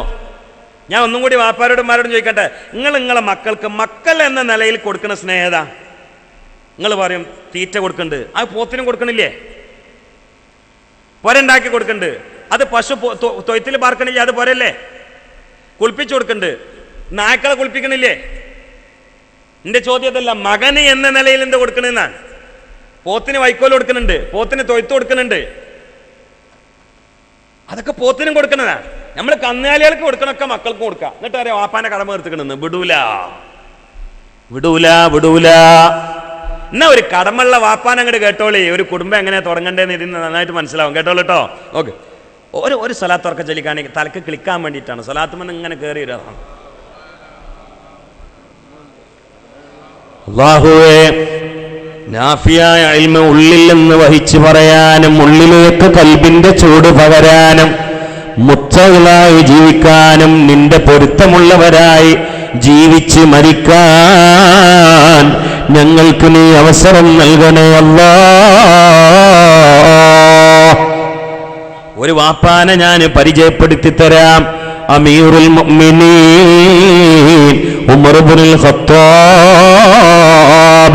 പാതിരാവിന്റെ ഉള്ളറയിൽ മദീനയുടെ പ്രാന്തപ്രദേശത്തിലൂടെ ജനങ്ങളെല്ലാം നിദ്രയിലേക്ക് ആണ്ടുപോയി കൂർക്കം വലിയിലേക്ക് നീങ്ങിയപ്പോ, പക്ഷിപ്പറവകളുടെ ചിറകടി ശബ്ദം നിലച്ചു പോയപ്പോ, സൂചി വീണാൽ കേൾക്കുന്ന നിശബ്ദമായ മൂകമായ അന്തരീക്ഷത്തിൽ മദീനയുടെ മണൽപ്പരപ്പുകൾ മാറിയപ്പോ, ആ മണൽത്തരകളിലൂടെ മൺതരികളിലൂടെ പരുക്കൻ കുപ്പായമിട്ടുകൊണ്ട് തന്റെ ഭരണീയർ തന്റെ അഭാവത്തിൽ കഷ്ടപ്പെടുന്നു എന്നറിയാൻ ഏകാന്തനായി നടന്നില്ലേ ഉമർ ഇബ്നുൽ ഖത്താബ്. പല ദിവസങ്ങളിലായി പല അനുഭവങ്ങളാണ്. കൂട്ടത്തിൽ ഒരു ദിവസം ഒരു അനുഭവമാണ്. ഒരു ഉമ്മയും മകളും വാഗ്വാദത്തിലാണ്. ഒരു ഉമ്മയും മോളും വാഗ്വാദത്തിലാണ്. ഉമ്മാരെ കേട്ടോളി. ഉമ്മ മോളോട് പറഞ്ഞു, മോളെ പാലിൽ വെള്ളം ഒഴിക്ക് പെണ്ണേ, പാലിൽ വെള്ളം ഒഴിക്ക് മോളെ എന്ന് പറഞ്ഞു. ഒരു കുടുംബത്തിൽ നിന്ന് കേൾക്കുന്ന ശബ്ദമാണ്, കൊച്ചു വീടാൻ. ഉമ്മ മകളോട് പറഞ്ഞു, മോളെ പാലിൽ വെള്ളമൊഴിക്കടി മോളെ. വളർന്നു വരുന്ന ഈ പെൺകുട്ടി ഉമ്മായോട് പറഞ്ഞു, ഉമ്മ പാലിൽ വെള്ളമൊഴിക്കാൻ പാടില്ല എന്ന് നാട് ഭരിക്കുന്ന അമീർ പറഞ്ഞത് ഓർമ്മയില്ലേ? നാട് ഭരിക്കുന്ന അമീർ ഉമർ ഖത്താബ് പാലിൽ വെള്ളം ഒഴിക്കാൻ പാടില്ല എന്ന് പറഞ്ഞ് നിങ്ങൾക്ക് അറിയില്ലേ എന്ന്. ഇത് പുറത്തുനിന്ന് ആര് കേൾക്കണ്? ആരെ കേൾക്കണ്? നിങ്ങൾ കൂടെ ഇല്ലേ? ആരാ കേൾക്കണത്? പടച്ചോനെ, അമീറാണ് കേൾക്കണത്. ഇത് കേൾക്കണവരെ ഇവരെ അറിയില്ല.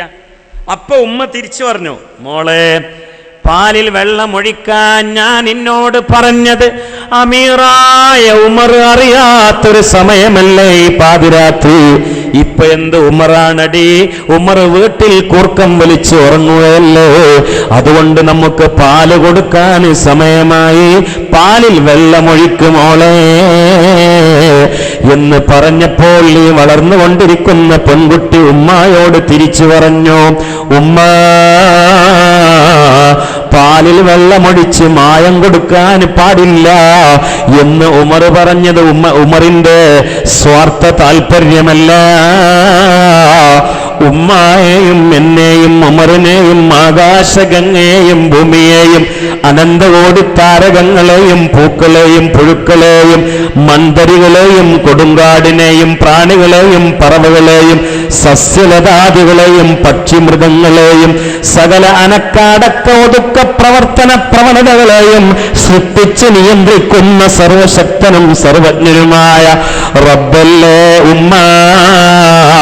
ഉമർ ഉറങ്ങിയാലും ഞാൻ ഉറങ്ങിയാലും ഉമ്മ ഉറങ്ങിയാലും റബ്ബ് ഉറങ്ങൂല.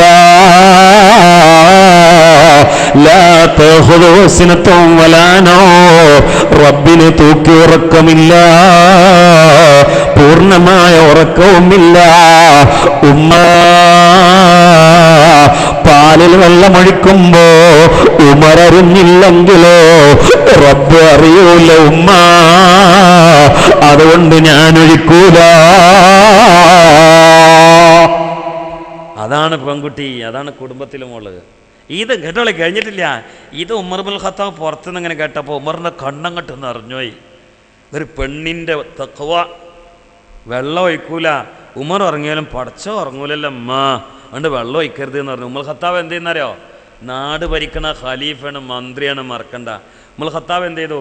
ആ വീട്ടിന് ഒരു അടയാളം വെച്ചിട്ട് പുരയിൽ പോയിട്ട് മക്കളൊക്കെ വിളിച്ചുകൂട്ടിയിട്ട് പറഞ്ഞു, മക്കളെ ഫൽഫർ വിദാത്ത് ദീൻ, ദീനുடைய പെണ്ണിനെ കല്യാണം കഴിച്ചോളി എന്നല്ല അതിൻ്റെ അർത്ഥം. തുങ്കവൽ മറുത്തുലി അർബൈൻ ലി മാലിഹാ വലി ജമാലിഹാ വലി ഹസബിഹാ വലി ദീനിഹ. പൊതുവേ 4 കാര്യങ്ങളിൽ കല്യാണം നടക്കാറുണ്ട്. ചില ആളുകൾ സമ്പത്ത്, ചില ആളുകൾ ശാരീരിക ഭംഗി, ചില ആളുകൾ കുടുംബം, ചില ആളുകൾ മതം. എന്നിട്ട് റസൂൽ പറഞ്ഞത് ഫൽഫർ ബിദാത്തി ദീൻ. അതിൻ്റെ അർത്ഥം ദീനുള്ള പെണ്ണിനെ കല്യാണം കഴിച്ചോളി എന്നല്ല, അതിന് ഫതസവ്വജ് ബിദാത്തി ദീൻ എന്നാ പറയാം. അതിനങ്ങനെ പറയാം. അവിടുത്തെ ഇപ്പോൾ റസൂല്ല ഭാഷ അങ്ങോട്ട് മാറ്റി. കല്യാണത്തിൻ്റെ ചർച്ച അങ്ങനെ ചെയ്തിട്ട് റസൂല്ല ഭാഷ അങ്ങോട്ട് മാറ്റി പറഞ്ഞു ഫൽഫർ, അതുകൊണ്ട് നിങ്ങൾ വിജയിച്ചോളി ബിദാത്തി ദീൻ, ദീനുള്ള പെണ്ണിനെ കെട്ടിയിട്ട്. കാരണം കല്യാണത്തിൻ്റെ അഡ്രസ്സ് ദീനാണെങ്കിൽ വിജയ ഉറപ്പ് മുഹമ്മദ് മുസ്തഫ. ഖത്താബ് ആൺകുട്ടികളൊക്കെ വിളിച്ചു കൂട്ടിയിട്ട് പറഞ്ഞു, മക്കളെ ഫൽഫർ ബിദാത്തി ദീൻ എന്നതിന് ഒത്തൊരു കുട്ടി എൻ്റെ നാട്ടിലുണ്ട്, അതുകൊണ്ട് ഇപ്പാൻ്റെ കുട്ടികളിൽ ആർക്കെങ്കിലും ആ പെണ്ണിനെ കല്യാണം കഴിക്കണമെങ്കിൽ ഒന്ന് പറഞ്ഞോളി എന്ന് പറഞ്ഞു. ബഹുമാനപ്പെട്ട ഹാരിസ് റളിയല്ലാഹു അൻഹു പറഞ്ഞു, ഞാൻ കെട്ടിക്കൊള്ളപ്പാന്ന്. പെണ്ണിനെ കണ്ടിട്ടും കൂടിയില്ല. ഇന്നിപ്പോൾ കാണാൻ പോക്ക് തന്നെ ഒരു ചടങ്ങ് വേറെയാണ്. ഒരു പെണ്ണിനെ കാണാൻ വേണ്ടി 40 ആളാ പോവുക, ഒരു ജുമയ്ക്കുള്ള ആളുണ്ടാവും. 40 അല്ലല്ലേ? ഇവിടെ അതിനും കൂടുതലുണ്ടല്ലേ? ഞങ്ങൾ 40 വണ്ടിയിലൊക്കെ ഒറ്റ പെണ്ണിനെ കാണാൻ. നമ്മൾ താൽശ്ശേരി അങ്ങാടിക്കൊക്കെ ദീപാവലിക്ക് മിഠായി അങ്ങ് പോണ കാര്യമാണ്. എന്നിട്ട് ഒരാൾ കെട്ടണതിന് പലരും കാണുക. ഇതിനേക്കാളും വലിയ ഇനി ആ കുടുംബത്തിനൊക്കെ നല്ല ഉണ്ടാവുമോ? കാരണം ഒരുപാട് ചെറുപ്പക്കാർ കണ്ണു വെച്ച് കൽബിൽ കൊതിച്ചു, എന്നിട്ട് ഒരാൾ കൊണ്ടുപോയിട്ട് അനുഭവിക്കുക. ഇതിനേക്കാളും വലിയ നാശം എന്താ? എന്നോട് ഈടെ അടുത്ത് മഞ്ചേരി നിലമ്പൂർ ഭാഗത്തുള്ള ചെറുപ്പക്കാരൻ ഗൾഫിൽ നിന്ന് വിളിച്ചൊരിച്ച് സംശയം എന്താ അറിയോ? ഉസ്താദേ, ഒരു 3 കൊല്ലമായിട്ട് ഞാൻ എൻ്റെ ഭാര്യയായിട്ട് ബന്ധപ്പെടുമ്പോഴൊക്കെ എൻ്റെ സുഹൃത്തിൻ്റെ ഭാര്യയാണ് എൻ്റെ കൽബിൽ വരുന്നത്, അതുകൊണ്ട് മസലയിൽ കുഴപ്പമുണ്ടോയെന്ന് ചോദിച്ചു. എന്നോട് ഫിഖിൻ്റെ മസല വെച്ചാണ്. മനസ്സിലായ നിങ്ങൾക്ക്? ഇവൻ്റെ ഭാര്യയ്ക്ക് എപ്പോൾ സംസർഗത്തിൽ ഏർപ്പെടുകയാണെങ്കിലും അവൻ്റെ സുഹൃത്തിൻ്റെ ഭാര്യൻ്റെ ചിത്രമാണ് കൽബിൽ വരുന്നത്, കണ്ണിൽ വരുന്നത്. ഇവൻ്റെ ഭാര്യ ഒരു വെട്ടിയിട്ട വാഴ പോലെ കിടക്കാന്നല്ലാതെ ഇവൻ്റെ ആസ്വാദനം മൊത്തം വേറൊരു പെണ്ണാണ്. അതിൻ്റെ ഫിഖിയായ ഹുക്കം എന്താണെന്നാണ് ചോദിക്കണത്? ഫീ ഖുലൂബിഹിം മറളും ഫസാദഹുമുല്ലാഹു മറല്ലാ. കേട്ടോളിയും. ഞാൻ ചോദിച്ചു എന്തേ കുട്ടി ഇങ്ങനെ കാരണം? അപ്പോൾ ഇവൻ പറഞ്ഞെന്താരോ, ഇവൻ കല്യാണം കഴിച്ച് 6 മാസം കഴിഞ്ഞപ്പോൾ അവൻ്റെ സുഹൃത്ത് കല്യാണം കഴിക്കണം. അപ്പോൾ ഇതുപോലെ എല്ലാവരും കൂടി പോയിട്ട് പെണ്ണിനെ കാണുക, കൂട്ടത്തിൽ ഇവനുണ്ട്. ഇവൻ പറഞ്ഞു ഞാൻ അന്ന് ഓളെ കണ്ടോടുകൂടി ഓളെ മൊത്തം എൻ്റെ കൽബ് കണ്ടിറങ്ങി. പിന്നെ ഭക്ഷണം കഴിക്കാൻ വേണ്ടി പോയിരുന്ന ഓരോ വറ്റിൻ്റെ ഉള്ളിൽ ഓളിച്ചിരിക്കുക. സുഹൃത്തിൻ്റെ ഭാര്യയെ കുളിമുറിയിൽ കുളിക്കുമ്പോൾ തലയ്ക്ക് വെള്ളമുണ്ട്, തറയ്ക്ക് ഇങ്ങനെ തെറിക്കുമ്പോൾ ആ വെള്ളത്തിൻ്റെ ഉള്ളിൽ ഇവളിങ്ങനെ ചിരിക്കുക. നമ്മൾ തോർത്തുമുട്ട് എടുത്ത് കൊടയാണെങ്കിൽ അതിൻ്റെ ഉള്ളിൽ നമ്മൾ വീണായിരുന്നു തോന്നുക. അതൊരു സോക്കടല്ലോ, ഈ പ്രേമം എന്നാണ് ഒരു ഭ്രാന്തല്ലോ. ഇതിമ്മക്കൂടി ഉണ്ടാകുന്ന സൈഡ് എഫക്റ്റ് ഞാൻ പറയണേ, തലാത്തിൻ്റെ കാര്യമില്ല. പക്ഷെ നാട്ടിൽ എത്ര ആൾക്കാരുണ്ട് ഇതൊക്കെ നിയന്ത്രിക്കണത്? പച്ച ഹറാമല്ലേ ആ ചെയ്യുന്നത്? ഒറ്റ കുട്ടിക്ക് ഒരു വാപ്പ തൻ്റെ ഉള്ള ഈമാനുള്ള വാപ്പയാണോ ബാദിൻ്റെ അവിടെ നിൽക്കണം, എന്നിട്ട് പറയണം ഇവനെ കെട്ടണ മരമല്ലേ അയ്യല്ലേ ഇങ്ങോട്ട് വാ, മറ്റൊരൊക്കെ അവിടെ ഇരുന്നോളി ഭക്ഷണം കഴിച്ച് പോയിക്കോളെന്ന് പറയണം. അതാണ് ഈമാന്. അല്ലാതെ അവിടെ ഇങ്ങനെ അനങ്ങാപ്പാറയുടെ ന്യായം സ്വീകരിച്ചിട്ട് മുണ്ടാതിരിക്കുക, എന്താ വെച്ചാൽ ആയിക്കോട്ടെ എന്ന്. ഇത് ഈമാനല്ല. ഈമാൻ എന്ന് പറഞ്ഞാൽ എപ്പോഴേലും പള്ളി കയറി 2 സുജൂദ് അടിച്ചാൽ മാത്രം കിട്ടണമല്ല. തുറക്കേണ്ടടുത്ത് ഈ തൊള്ള തുറക്കണം, അതിനാണ് അള്ള തൊള്ള നിൽക്കുന്നത്. അല്ല ഉണ്ടി പൈസ എണ്ണാൻ മാത്രമല്ല.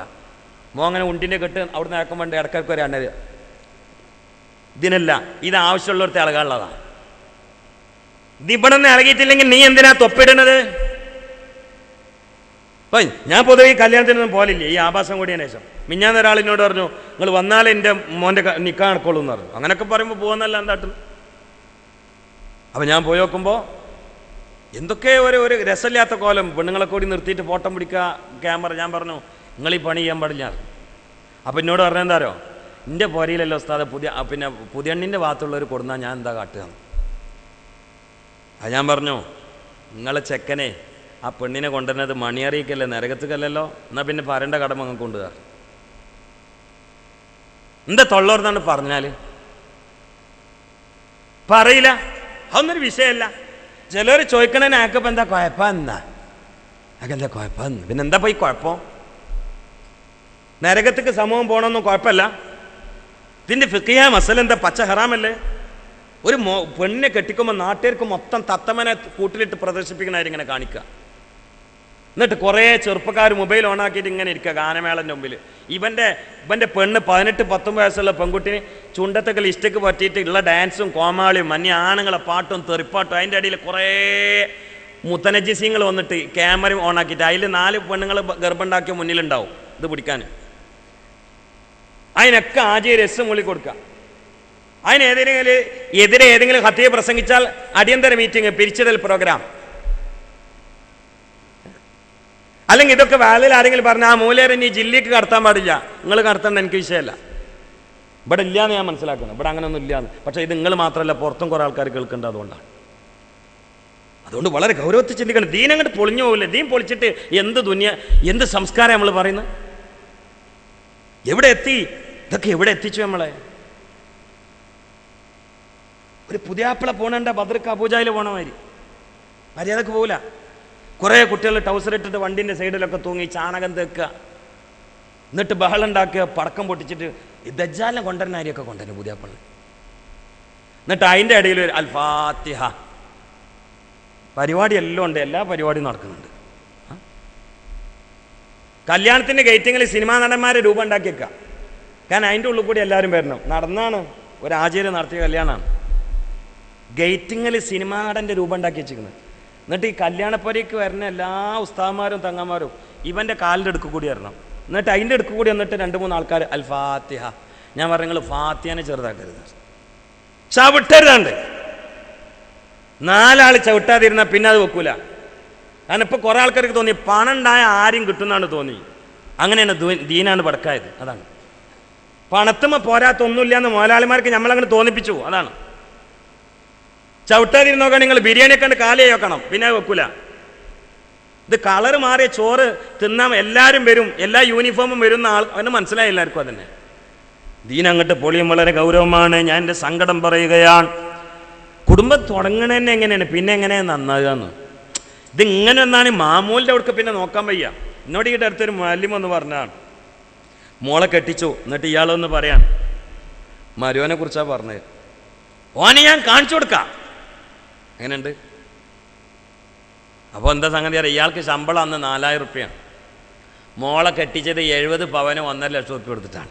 നിങ്ങളൊന്ന് കണക്കൂട്ടി വെക്കാൻ, 4000 റുപ്യ മാസാന്തം വരുമാനം അങ്ങനെ ഒരു മുഅല്ലിം 70 പവന് 1.5 ലക്ഷം റുപ്യയും എങ്ങനെയാണ് ഉണ്ടാക്കൽ? ആൾ എന്നോട് മസല വെച്ച്, ഞാൻ ഒരു കിഡ്നി വിൽക്കട്ടെ എന്ന് മസല വെച്ച്. മോളെ കെട്ടിക്കാൻ വാപ്പ കിഡ്നി വിൽക്കട്ടെ എന്ന് മസല വെച്ചു.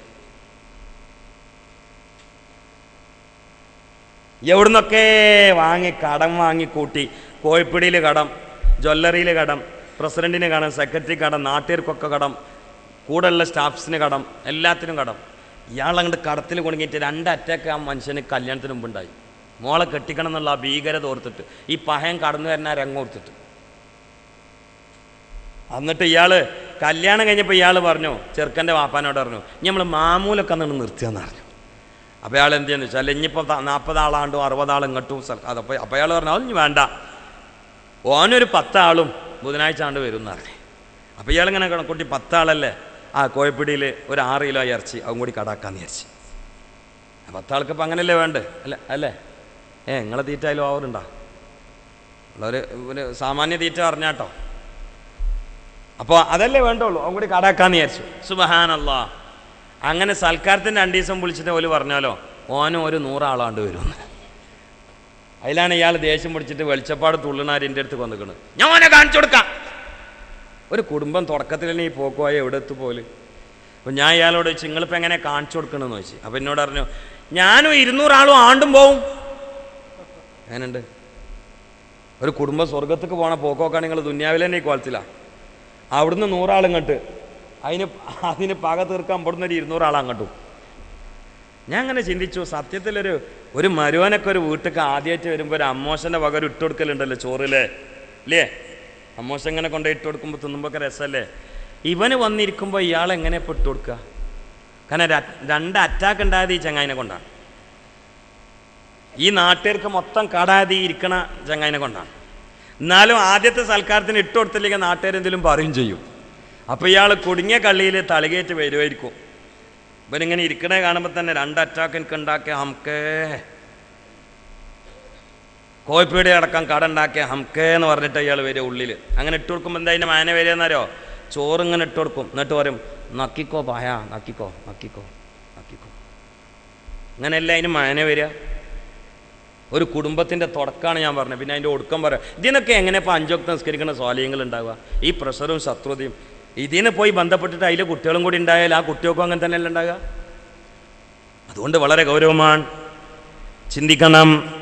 ഉമർ ഇബ്നുൽ ഖത്താബ് റളിയല്ലാഹു തആല അൻഹു ഫദ്ഫർ ബിദാത്തിദ്ദീൻ എന്നതിനൊത്തൊരു പെണ്ണിനെ കണ്ടപ്പോൾ കൊച്ചു കൂടെയാണോ എന്ന് നോക്കിയില്ല, വാപ്പ തളർന്നു കിടക്കുകയാണോ എന്ന് നോക്കിയില്ല, ഭംഗിയുണ്ടോ എന്ന് പോലും നോക്കിയില്ല.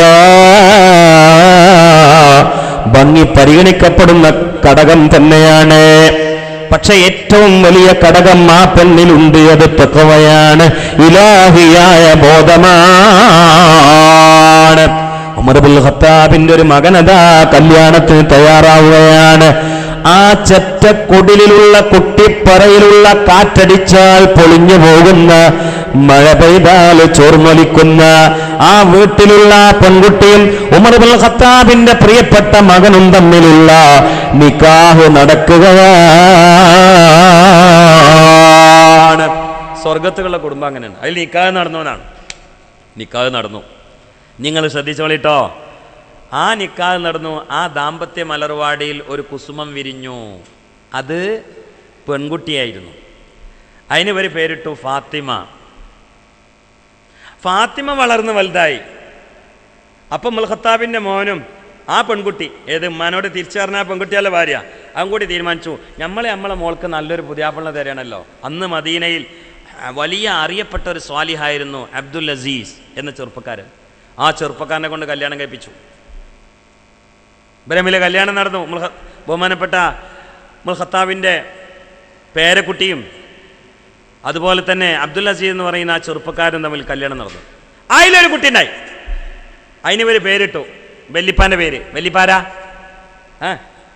വലിയ ഉമർ, അതാണ് ഉമർ ഇബ്നു അബ്ദുൽ അസീസ്. 4 ഖലീഫമാർക്ക് ശേഷം ലോകത്ത് നീതി എന്ന 2 അക്ഷരത്തെ കൃത്യമായി, ശക്തമായി, വ്യക്തമായി പരിചയപ്പെടുത്തിയ തുല്യതയില്ലാത്ത മഖാമിൻ്റെ സാഹിബ് ഉമർ ഇബ്നു അബ്ദുൽ അസീസ്. അതാണ് പഴമക്കാർ പറയല് 10 ഗുണം 10 ഗുണം. അത് കുടുംബം തുടങ്ങുമ്പോൾ നോക്കാനുള്ളതാണ്, കൊളാകുമ്പോൾ നോക്കാനുള്ളതല്ല. തുടങ്ങുമ്പോഴാണ് നോക്കേണ്ടത്. കുടുംബം തുടങ്ങുമ്പോഴാണ് നോക്കേണ്ടത്, ഒടുങ്ങുമ്പോഴല്ല. അതുകൊണ്ട് സ്വർഗത്തിലേക്കുള്ള കുടുംബം വളരെ പ്രയാസമാണ്. അത് തുടങ്ങുമ്പോഴും അന്വേഷണത്തിലും നോക്കേണ്ടതാണ്.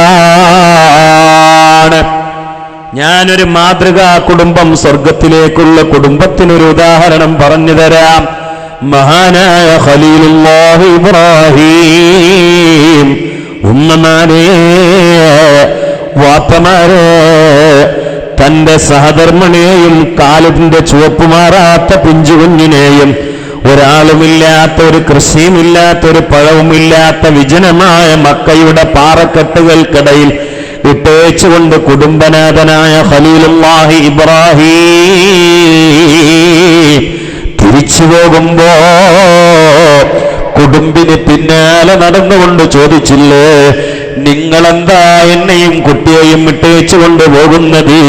തിരിഞ്ഞു നോക്കിയില്ല, പിന്നെയും വിളിച്ചു ചോദിക്കുകയാണ്, എന്നെയും ഈ കാലിന്റെ ചുവപ്പ് മാറാത്ത പൈതലിനെയും ഈ പാറക്കെട്ടുകൾക്കിടയിൽ ഇട്ടേച്ച് ഞങ്ങളെ ഒറ്റക്കാക്കി പോവുകയാണോ?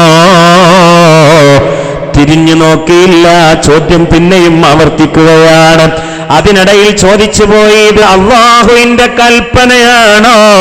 അല്ലാ എന്ന് കേട്ടാൽ ഈമാനുള്ള മനുഷ്യന്റെ ഹൃദയം തുടിക്കുന്നതാണ്.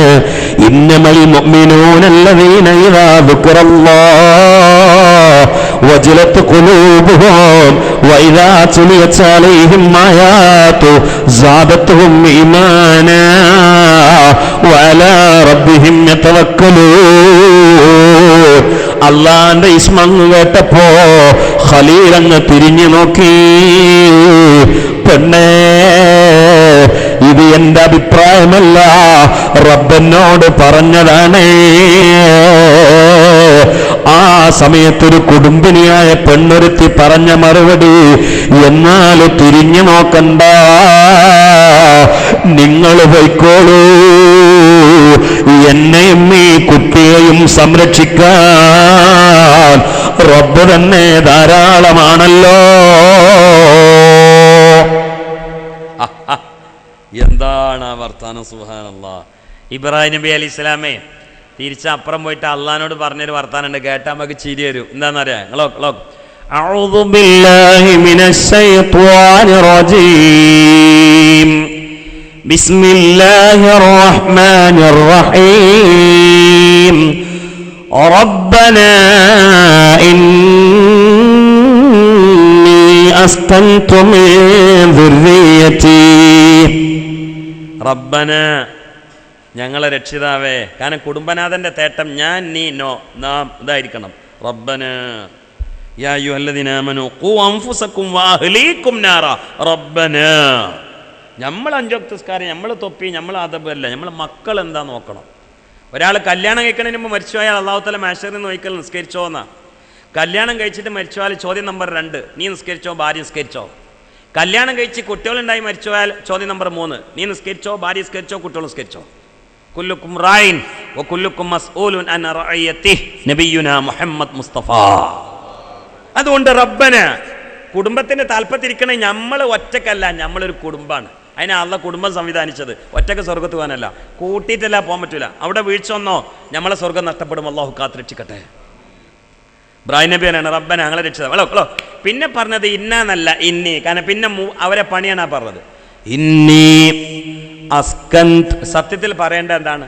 അയൽവാസികളില്ല, കുടുംബക്കാരില്ല, വീട്ടുകാരില്ല, ഉറ്റവരില്ല, ഉടയവരില്ല, നേരം പോക്കിനൊന്നുമില്ല.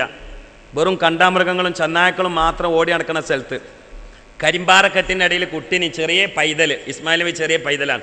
അതിനും പെണ്ണുങ്ങൾ ഇട്ടിട്ട് അപ്പുറത്ത് പോയിട്ട് കുടുംബനാഥൻ പറയാണ്, പഠിച്ചോനെ ഞാൻ ഓലെ സമാധാനത്തിൽ പാർപ്പിച്ചിക്കണ് ഇട്ടോന്ന്. പറയേണ്ട എന്താ? റബ്ബന ഇന്നി തറക്തു ഔ തൊറഹത്തു, ഞാൻ ഇട്ടെറിഞ്ഞു പോവാണ് പഠിച്ചോനെ, ഈ നോക്കണം എന്നല്ലേ പറയേണ്ടത്. പക്ഷെ പറഞ്ഞത് അസ്കൻതുന അദ്ഖൽത്തുന്നും കൂടിയല്ല, അദ്ഖൽതു എന്നാണെങ്കിൽ ഞാൻ അവിടെ പ്രവേശിപ്പിച്ചിരിക്കുന്ന, അസ്കൻതു എന്ന് പറഞ്ഞാൽ സുക്കൂൻ എന്ന് വരുന്നതാണ്, സമാധാനത്തോടെ പാർപ്പിച്ചിരിക്കുന്നു എന്നാണ് പറഞ്ഞത്. എൻ്റെ ചോദ്യം എന്താ അറിയോ, അവിടെ ഇബ്രാഹിം നബി ഈ കുടുംബത്തിന് മുമ്പിൽ സമാധാനത്തിന് എന്താണ് ഇട്ടെറിഞ്ഞത്? കുടുംബത്തിന് സമാധാനത്തിൽ പിടിച്ചിക്കാൻ ഇബ്രാഹിം നബി ഭാര്യൻ്റെയും കുട്ടീൻ്റെ മുമ്പിൽ ഇട്ട് കൊടുത്തത് എന്താണ്? നമ്മളിന്ന് സമാധാനത്തിന് കൊടുക്കണ എന്താ? വലിയ വീട്, കമ്പ്യൂട്ടർ, ഇൻ്റർനെറ്റ്, സൈക്കിള്, കളിപ്പാവകൾ, മൊബൈല്, ന്യൂസ് പേപ്പർ, ഇതിലേതെങ്കിലും ഒന്നും അവിടെ ഉണ്ടോ? ഇന്ന് നമ്മൾ സമാധാനത്തിന് കാണുന്ന ഒന്നൊന്നായി ഇങ്ങനെ എണ്ണിക്കോളിങ്ങൾ. ഫ്രൂട്ട് ഉണ്ടോ? ഇല്ലാന്നാണ് ഇബ്രാഹിം നബി പറയണത്, ഇവിടെ ഒന്നും ഇല്ലാന്ന്. എന്നാൽ ഇബ്രാഹിം നബി ധൈര്യത്തിൽ പറയുന്നത് ഇന്നി അസ്കന്ത് എന്ന് പറഞ്ഞാൽ, ഇന്നി എന്ന് പറഞ്ഞാൽ തേക്കീത, നിശ്ചയം സമാധാനത്തിൽ തന്നെയാണ് പാർപ്പിച്ചതെന്ന്. എൻ്റെ ചോദ്യം പിന്നെ ആവർത്തിക്കണ്, അതിന് മറുപടി നിങ്ങൾ കണ്ടിട്ട് പിരിഞ്ഞോളി. എന്താണെന്നറിയോ, നമ്മളിന്ന് സമാധാനത്തിന് കാണുന്ന കുറേ സാധനങ്ങളുണ്ട്. ദീനാർ, ദിർഹം, ദഹബ്, ഫില്ലത്ത്, ബൈത്ത്, ഏതെങ്കിലും ഒന്ന് അവിടെ ഉണ്ടോ? എന്നാൽ ഇബ്രാഹിം നബി സംശയമില്ലാതെ അടച്ചു പൊട്ടി പറഞ്ഞു, ഇന്നി ഇന്നി ഇന്നി അസ്കൻതു, ഞാൻ സമാധാനത്തോടെ പാർപ്പിച്ചിരിക്കുന്നു. അവിടെയാണ് ചോദ്യം. കൂട്ടരെ, സമാധാനത്തിന് പണം ഉണ്ടായിട്ടൊന്നും കാര്യമില്ല. അലാ ബി ദിക്രില്ലാഹി തത്മഇന്നുൽ ഖുലൂബ്. അത് ഇബ്രാഹിം നബിയാണ് പറഞ്ഞു, ഇത് അല്ലാഹ് പറഞ്ഞിട്ട് ചെയ്യാട്ടോ, പിന്നെ സമാധാനായി, ഇനി പൊയ്ക്കോലെ നിൽക്കണ്ട. ഇതാണ് ഭാര്യമാർക്ക് കൈമാറേണ്ടത്. ഗൾഫ് പോണ ആൾക്കാരൊക്കെ അല്ല, കുറേ സീഡിയും കുറേ കമ്പ്യൂട്ടറും ഇൻ്റർനെറ്റും മൊബൈലും ഇതൊക്കെ കൂടിയായിട്ട് നീ പോയിട്ട് 2 കൊല്ലം കണ്ട് തിരിച്ചെത്തുമ്പോൾ അഡ്രസ്സ് ഇല്ലാത്ത കുട്ടികളുണ്ടാവും ഇവിടെ. കാലതാ. കണ്ണൂർ ജില്ലയിൽ നിന്നാണ് ഇവിടെ അടുത്ത് 17 വയസ്സുള്ള ചെറുക്കൻ്റെ കൂടെ 40 വയസ്സുള്ള വല്യമ്മ ചാടിപ്പോയത് കണ്ണൂർ ജില്ലയിൽ നിന്നാണ്. എനിക്കിങ്ങനെ തോന്നി, എന്താ നിങ്ങൾ പോയിട്ട് കാട്ടണമെന്ന്. അല്ല, ഇത് ഒരു ഈ ഒലക്കപ്പത്താൻ പറ്റൂലല്ലോ. 17 വയസ്സുള്ളത്, ആ 17 വയസ്സുള്ളതാണ് വല്യമാൻ്റെ പ്രാളയിന് തോണ്ടിക്കൊണ്ടുപോകുന്നത്. എനിക്ക് തോന്നി വല്യമ്മ അങ്ങനെ തൊട്ടിയിലിട്ടിട്ട് ആട്ടി കൊടുക്കണ്ടാവും, ബാവോല, വേറെന്താ. എന്നാലും മനുഷ്യനെ ഞെട്ടിക്കുന്ന വിചിത്രമായ സംഭവങ്ങൾ അരങ്ങേറല്ലേ.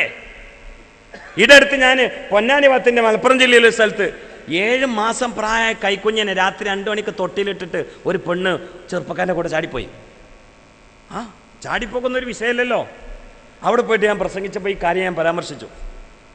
വാല് കഴിഞ്ഞിട്ട് വണ്ടി കയറാൻ നേരത്തെ ഒരു കറുപ്പ് പാൻറ്റും വെള്ളക്കുപ്പായം താടിയൊക്കെ വെച്ചൊരു ചങ്ങായി കൈയെന്ന് പിടിച്ചിട്ടായിരുന്നു. ഉസ്താദ് അറിയാമെന്ന് വെച്ച്. എനിക്കങ്ങനെ എന്നെ അറിയണ പെട്ടെന്ന് അറിഞ്ഞു.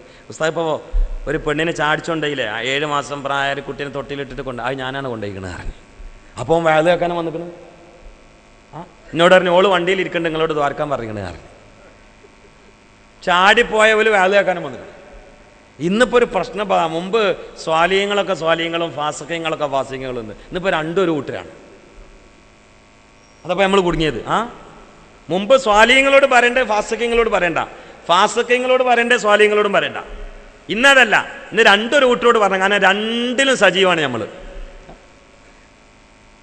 പള്ളിയിൽ വരും, സൂറത്തുൽ കഹ്ഫ് ഓതും, വാള് കേൾക്കും, അത് കഴിഞ്ഞാൽ പിന്നെ നേരെ കള്ളുഷാപ്പ് പോകും.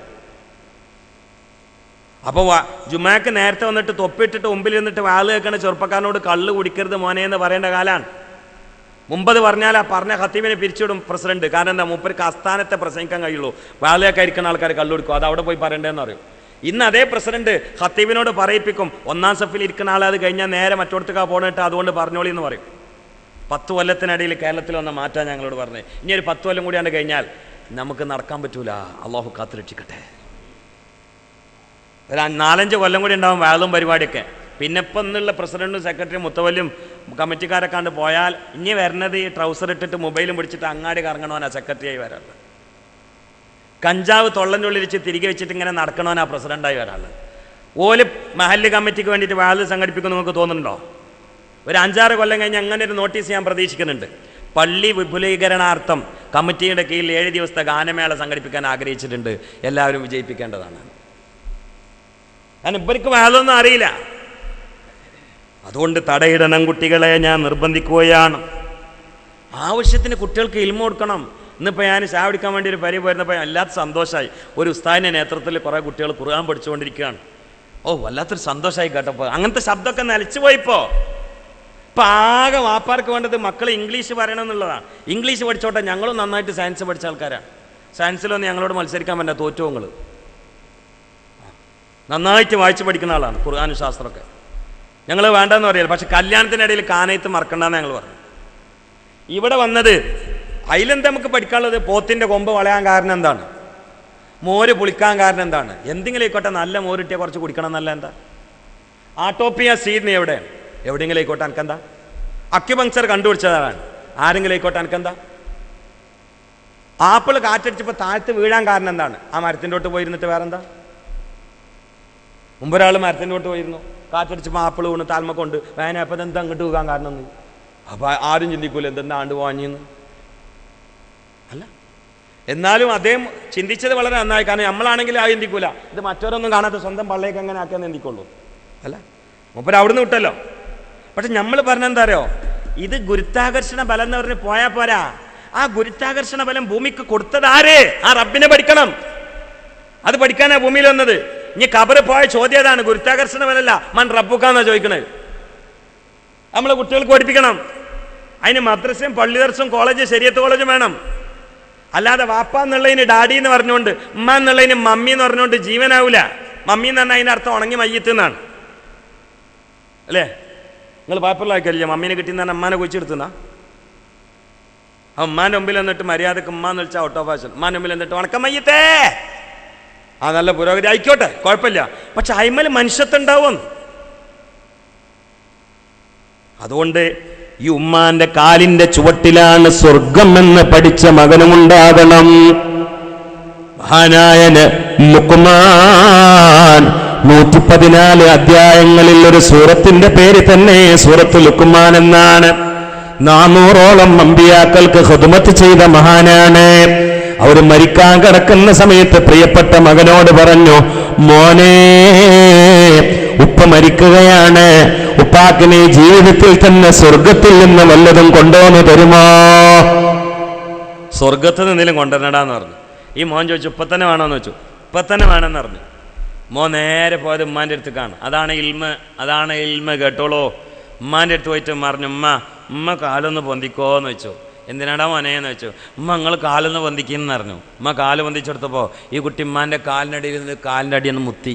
എന്നിട്ട് അതിൻ്റെ അടിയിൽ അള്ളിപ്പൊടിച്ചിരിക്കണ പൊടികൾ, മണ്ണിൻ്റെ പൊടികൾ കൈകൊണ്ട് ചുരണ്ടി എടുത്തിട്ട് കയ്യിൻ്റെ ഇവിടെ വെച്ചിട്ട് മുത്തം വെച്ചു. എന്നിട്ട് ഉപ്പാൻ്റെ അടുത്ത് കോടിയിട്ട് പറഞ്ഞു, ഹാദിഹി തുർബത്തും മിൻ തുറാബി ജന്നത്തി. വാപ്പാ, നിങ്ങളുടെ സ്വർഗമെന്ന് പറഞ്ഞിട്ടില്ല, സ്വർഗമെന്നേ പറഞ്ഞിട്ടുള്ളൂ. ഇത് ഭൂമിയിലെ എന്റെ സ്വർഗത്തിലെ സാധനങ്ങളാണ്. ഇതാണ് ഭൂമിയിൽ എൻ്റെ സ്വർഗപ്പ. അതാണ് നമ്മളെ കുട്ടിയൊക്കെ നഷ്ടപ്പെട്ടത്. അപ്പൊ ലുക്മാൻ അലൈഹി ഇസ്ലാം പറഞ്ഞു, മോനെ നിന്റെ ഇൽമ നല്ല ഇൽമാണ്, പക്ഷേ ഒന്നുകൂടെ നീ കൂട്ടിച്ചേർക്കേണ്ടതുണ്ട്. അൽ വാലിദാനി ബാബാനിലൽ ജന്ന.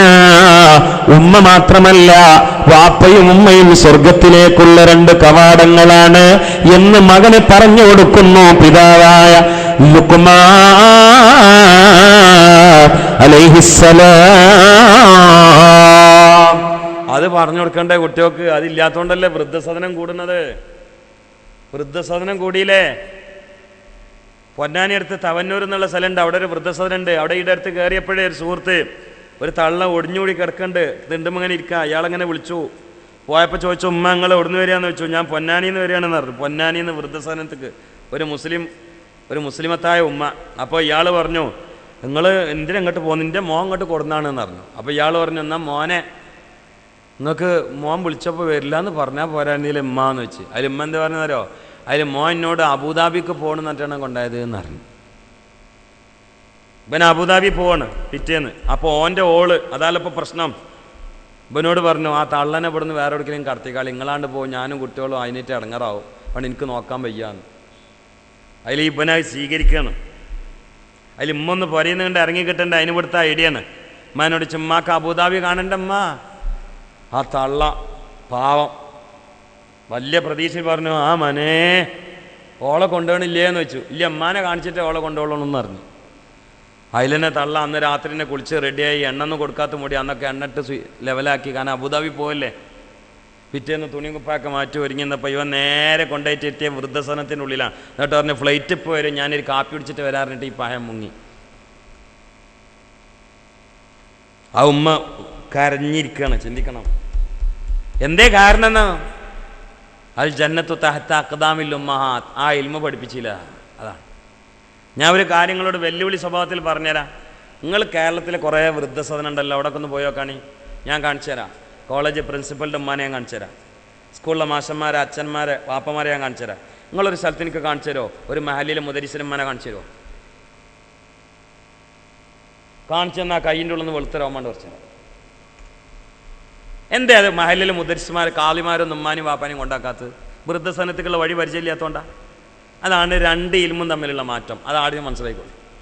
കുട്ടികൾ സയൻസ് പഠിച്ചോട്ടെ, ഫിഖ് പഠിച്ചോട്ടെ, പക്ഷെ വാപ്പയും ഇമ്മയും അള്ളയും റസൂൽ ആരാന്ന് മനസ്സിലാണ് ഇൽമ കുട്ടികളെ പഠിപ്പിക്കാൻ കടമ തീരൂല. ദുന്യാവ് തന്നെ കുടുംബത്തിൻ്റെ കുളം തോണ്ടും വരും. അതുകൊണ്ട് സ്വർഗത്തുകളുടെ കുടുംബം എന്നുള്ള വിഷയം അവതരിപ്പിക്കാൻ എളുപ്പമാണ്, മാറ്റർ തീർക്കാൻ.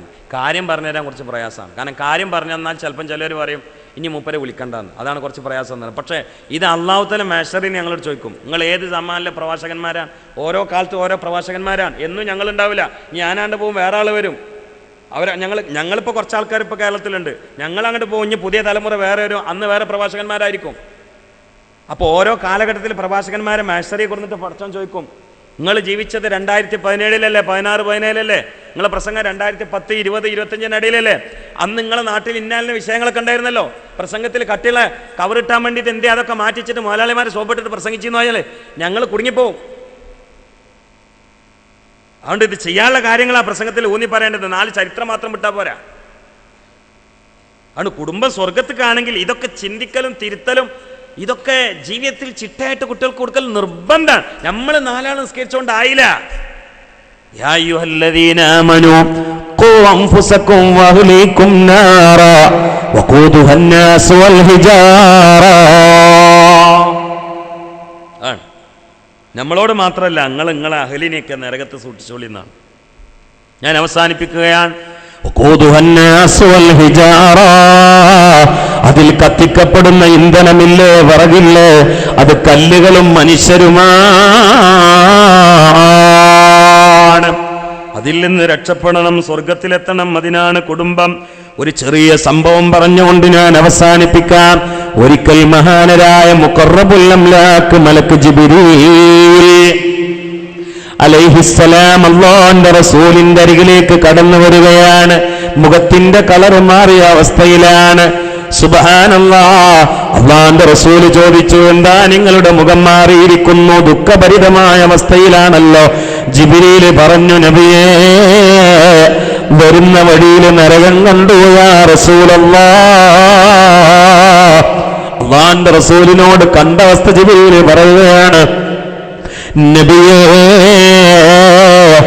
നരകത്തിനെങ്ങാനും ഒരു ചെറിയ ഓൾസുണ്ടായിട്ട്, ഓട്ടയുണ്ടായിട്ട്, ആ ഓട്ടയിലൂടെ അതിലെ ഏതാനും കട്ടിയില്ലാത്ത പുക ദുനിയാവിലേക്കൊന്നങ്ങ് ചീറ്റിയാൽ മശ്രിഖ് മഗ്രിബിന്റെ ഇടയിലുള്ള സകല മലകളും പർവ്വതങ്ങളും പാറകളും മരങ്ങളും മനുഷ്യരും ആ പുകയിൽ നിന്ന് പുറത്തേക്ക് വരുന്ന ഉഷ്ണം കാരണത്താൽ ഉരുകി മരിക്കുന്നതാണ് നബിയേ.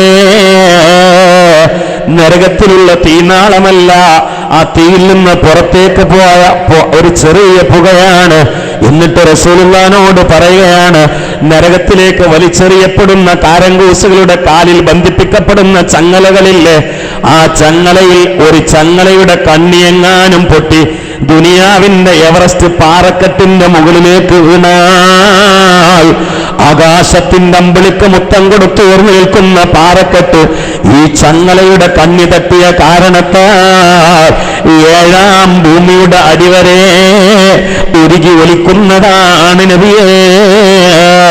പോരായ ജിബ്രീൽ തുടരുകയാണ്, നരകത്തെ കാക്കുന്ന പാറാവുകാരായ മലക്കുകളില്ലേ, ആ മലക്കുകളിൽ ഏതെങ്കിലും ഒരാള് ദുനിയാവിലേക്കൊന്ന് തലയിട്ട് നോക്കിയാൽ ആ മലക്കിനെ കണ്ടവരൊക്കെ ഹാർട്ട് പൊട്ടി പേടിച്ചു മരിച്ചു പോകുന്നതാണ് എന്ന് പറഞ്ഞിട്ട് ജിബ്രീൽ അങ്ങ് കരയുമ്പോ അല്ലാഹുവിന്റെ റസൂൽ ചോദിച്ചു, ജിബ്രീൽ, നിങ്ങൾ എന്തിനാണ് കരയുന്നത്? നിങ്ങളാ നരകത്തിലില്ലല്ലോ.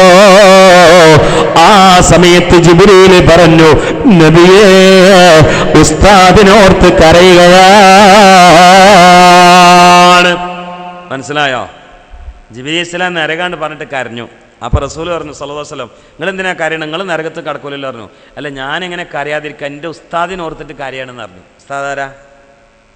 ഇബ്ലീസേ. ആ മൂപ്പരത്ര ഇബാദത്ത് എടുത്ത ആൾ ജിന്നുകളെ കൂട്ടത്തിലില്ല. മൂപ്പര് നെറ്റി വെച്ചിട്ട് സുജൂദ് ചെയ്യാത്തൊരു സ്ഥലം ആകാശ ലോകത്തില്ല എന്നാണ്. ഓരോ ആകാശത്തിലും ഓരോ ക്വാളിഫിക്കേഷനാണ്. ആലിമ്, ആരിഫ്, ആബിദ്, വലിയ, തഖിയ്, സാഹിദ്, ഇങ്ങനെ മൂപ്പര ഡിഗ്രി. അതൊക്കെ കൂടി കോലം പറഞ്ഞിട്ട് ഇപ്പം എന്തായി? ലഈനായി മാറി, റജീമായി മാറി. ജിബ്രീൽ അലൈഹിസ്സലാം ഒരു കാലത്ത് കണ്ടാൽ ഉസ്താദ് നമ്മളെ കാര്യത്തിൽ നിങ്ങൾ ദ്വാരക്കണം എന്ന് പറഞ്ഞ ആളാണ് ഇബ്ലീസ്. ജിബ്രീൽ അലൈഹിസ്സലാം കണ്ടാൽ കൈ പിടിച്ചിട്ട് മുത്തിയിട്ടേ എൻ്റെ കാര്യത്തിൽ നിങ്ങൾ ദ്വാരക്കണം എന്ന് പറഞ്ഞ ആളാണ്. പേരേക്കുമ്പോഴപ്പം നമ്മൾ ലാനത്തുല്ലാഹി അലൈഹി എഴുതുന്നത്. അത് ചിന്തിച്ചിട്ടാണ് ജിബ്രീൽ കരഞ്ഞത്. അപ്പം മുസ്തഫ നബിയും കൂടാണ്ട് കരഞ്ഞു, രണ്ടാളും കൊണ്ട് കരഞ്ഞു. കരച്ചിലാണ്ട് കൂടിയപ്പോൾ അള്ളാഹ് പറഞ്ഞു, നിങ്ങൾ രണ്ടാളും നരകവും തമ്മിലൊരു ബന്ധമില്ല, കരച്ചിൽ നിർത്തിക്കൊള്ളി എന്ന് പറഞ്ഞു. അങ്ങനെ കരച്ചിലൊക്കെ നിർത്തി കണ്ണൊക്കെ തിരുമ്പി റസൂലുള്ള ഇങ്ങനെ പോകുമ്പോഴാണ് കുറച്ച് സഹാബാക്കൾ കൂടിയിരുന്നിട്ട് ഇങ്ങനെ സംസാരിക്കുകയാണ്. അതിലൊരാൾ ഹലാല എന്തൊരു ഫലിതം പറഞ്ഞു. അപ്പം മറ്റൊരെ കൂടിയാണ് ചിരിച്ചു. ഇത് റസൂലുള്ള ഈ ചൂട് തലയിൽ കയറി വരുമ്പോഴാണ് കാണുന്നത്. അപ്പം ആ നിന്ന നിപ്പിലാണ്ട് പറഞ്ഞു, ലൗ തഅലമൂന മാ അലമു ലളഹിത്തും ഖലീല വലബഖീതും കസീറാ. ഞാൻ അറിയണതെങ്ങാനും നിങ്ങൾ അറിഞ്ഞാൽ ഈ ചിരിയും കളിയൊന്നും ഉണ്ടാവില്ല. എന്താ നിങ്ങൾ ചിരിച്ചിരിക്കണോ വെച്ച്? കാരണം ആ ചൂട് കയറിയിട്ടാണ് വരുന്നത്. ഞാൻ അറിയണമൊക്കെ നിങ്ങളാണ്ട് അറിയണമെങ്കിൽ കുറച്ച് ചിരിച്ചിട്ട് കുറേണ്ട് കാര്യം എന്ന് പറഞ്ഞിട്ട് ആ നിന്ന നിപ്പിൽ റസൂലുള്ള നരകം കണ്ട് പറഞ്ഞു കൊടുത്തു. അതിൽ ചിരിച്ചിരുന്ന പലരും മുഖം കുത്തിയിട്ട് ബോധം കിട്ടു വീണു. വാല മുഹമ്മദ് സയ്യിദുനാ മുഹമ്മദ്. ഇതാണ് സ്വഹാബാക്കള്. നമുക്കിപ്പോൾ ചിരിച്ചിട്ട് പോരായി, എന്നിട്ടാണ് കോമഡി കണ്ടിട്ട് ഇരിക്കുന്നത്. വേറെ ചിരിച്ചിട്ട് മതിയാണ്, എന്നിട്ട് സീരിയൽ വർക്കാണ്. എന്നിട്ട് വല്യമ്മയും പേരക്കുട്ടി മരുവളൊക്കെ കൂടി മഗ്‌രിബ് ഇശാന്റെ ഇടയിൽ ഇരുന്നിട്ട് ടി വിയും തുറന്നിട്ട് ഇങ്ങനെ ചിരിക്കാണ്. വല്യമാനെ തൊള്ളയിലൊന്നും പല്ലില്ല, ഐസും കൊള്ളിമാരി ഒന്നുള്ളൂ, എന്നാലും കാണാൻ റബ്ബർ കന്ത് കീറിയ മാതിരി. ഈ സംസ്കാരമൊക്കെ കളയണം നമ്മൾ. ആ പഴയ കാലത്ത് തഖ്വയ്ക്ക് തിരിച്ചു മടങ്ങണം. അപ്പോഴേ കുടുംബം സ്വർഗത്തേക്ക് പോകുള്ളൂ. ആ ഇദാവക്കൻ തബാറൊക്കെ തിരിച്ചു വരട്ടെ, ആ യാസീൻ തിരിച്ചു വരട്ടെ, നാരിയത്ത് സലാത്ത് തിരിച്ചു വരട്ടെ, തവസ്സുൽ ബൈത്ത് തിരിച്ചു വരട്ടെ.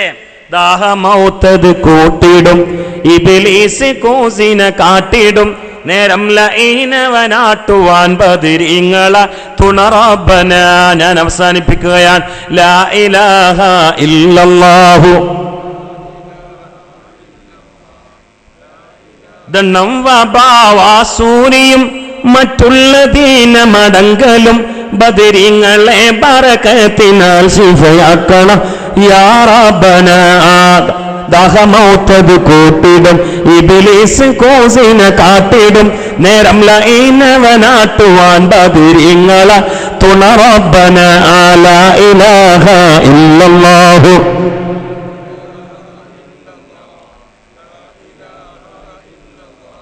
അതുകൊണ്ട് ഈ ഒരു ബോധത്തിലായി കുടുംബത്തെങ്ങനെ അള്ളാഹ് എന്ന ബോധത്തിൽ ഉറപ്പിച്ചു നിർത്തിയിട്ട് ഇഖ്ലാസോടെ തഖ്വയോടെ അള്ളാഹിനെ പേടിച്ച് ജീവിച്ച് നല്ല സമയത്ത് നല്ല സ്ഥലത്ത് അള്ളാഹിനെ ഓർത്ത് കലിമ ഉറക്ക ചൊല്ലി കുടുംബത്തിലെ മറ്റുള്ളവർക്കൊക്കെ മാതൃകയാക്കി ഉറക്ക കലിമ ചൊല്ലി സ്വർഗം കണ്ട് ചിരിച്ച് മരിക്കാൻ അള്ളാഹു തൗഫീഖ് ചെയ്യട്ടെ.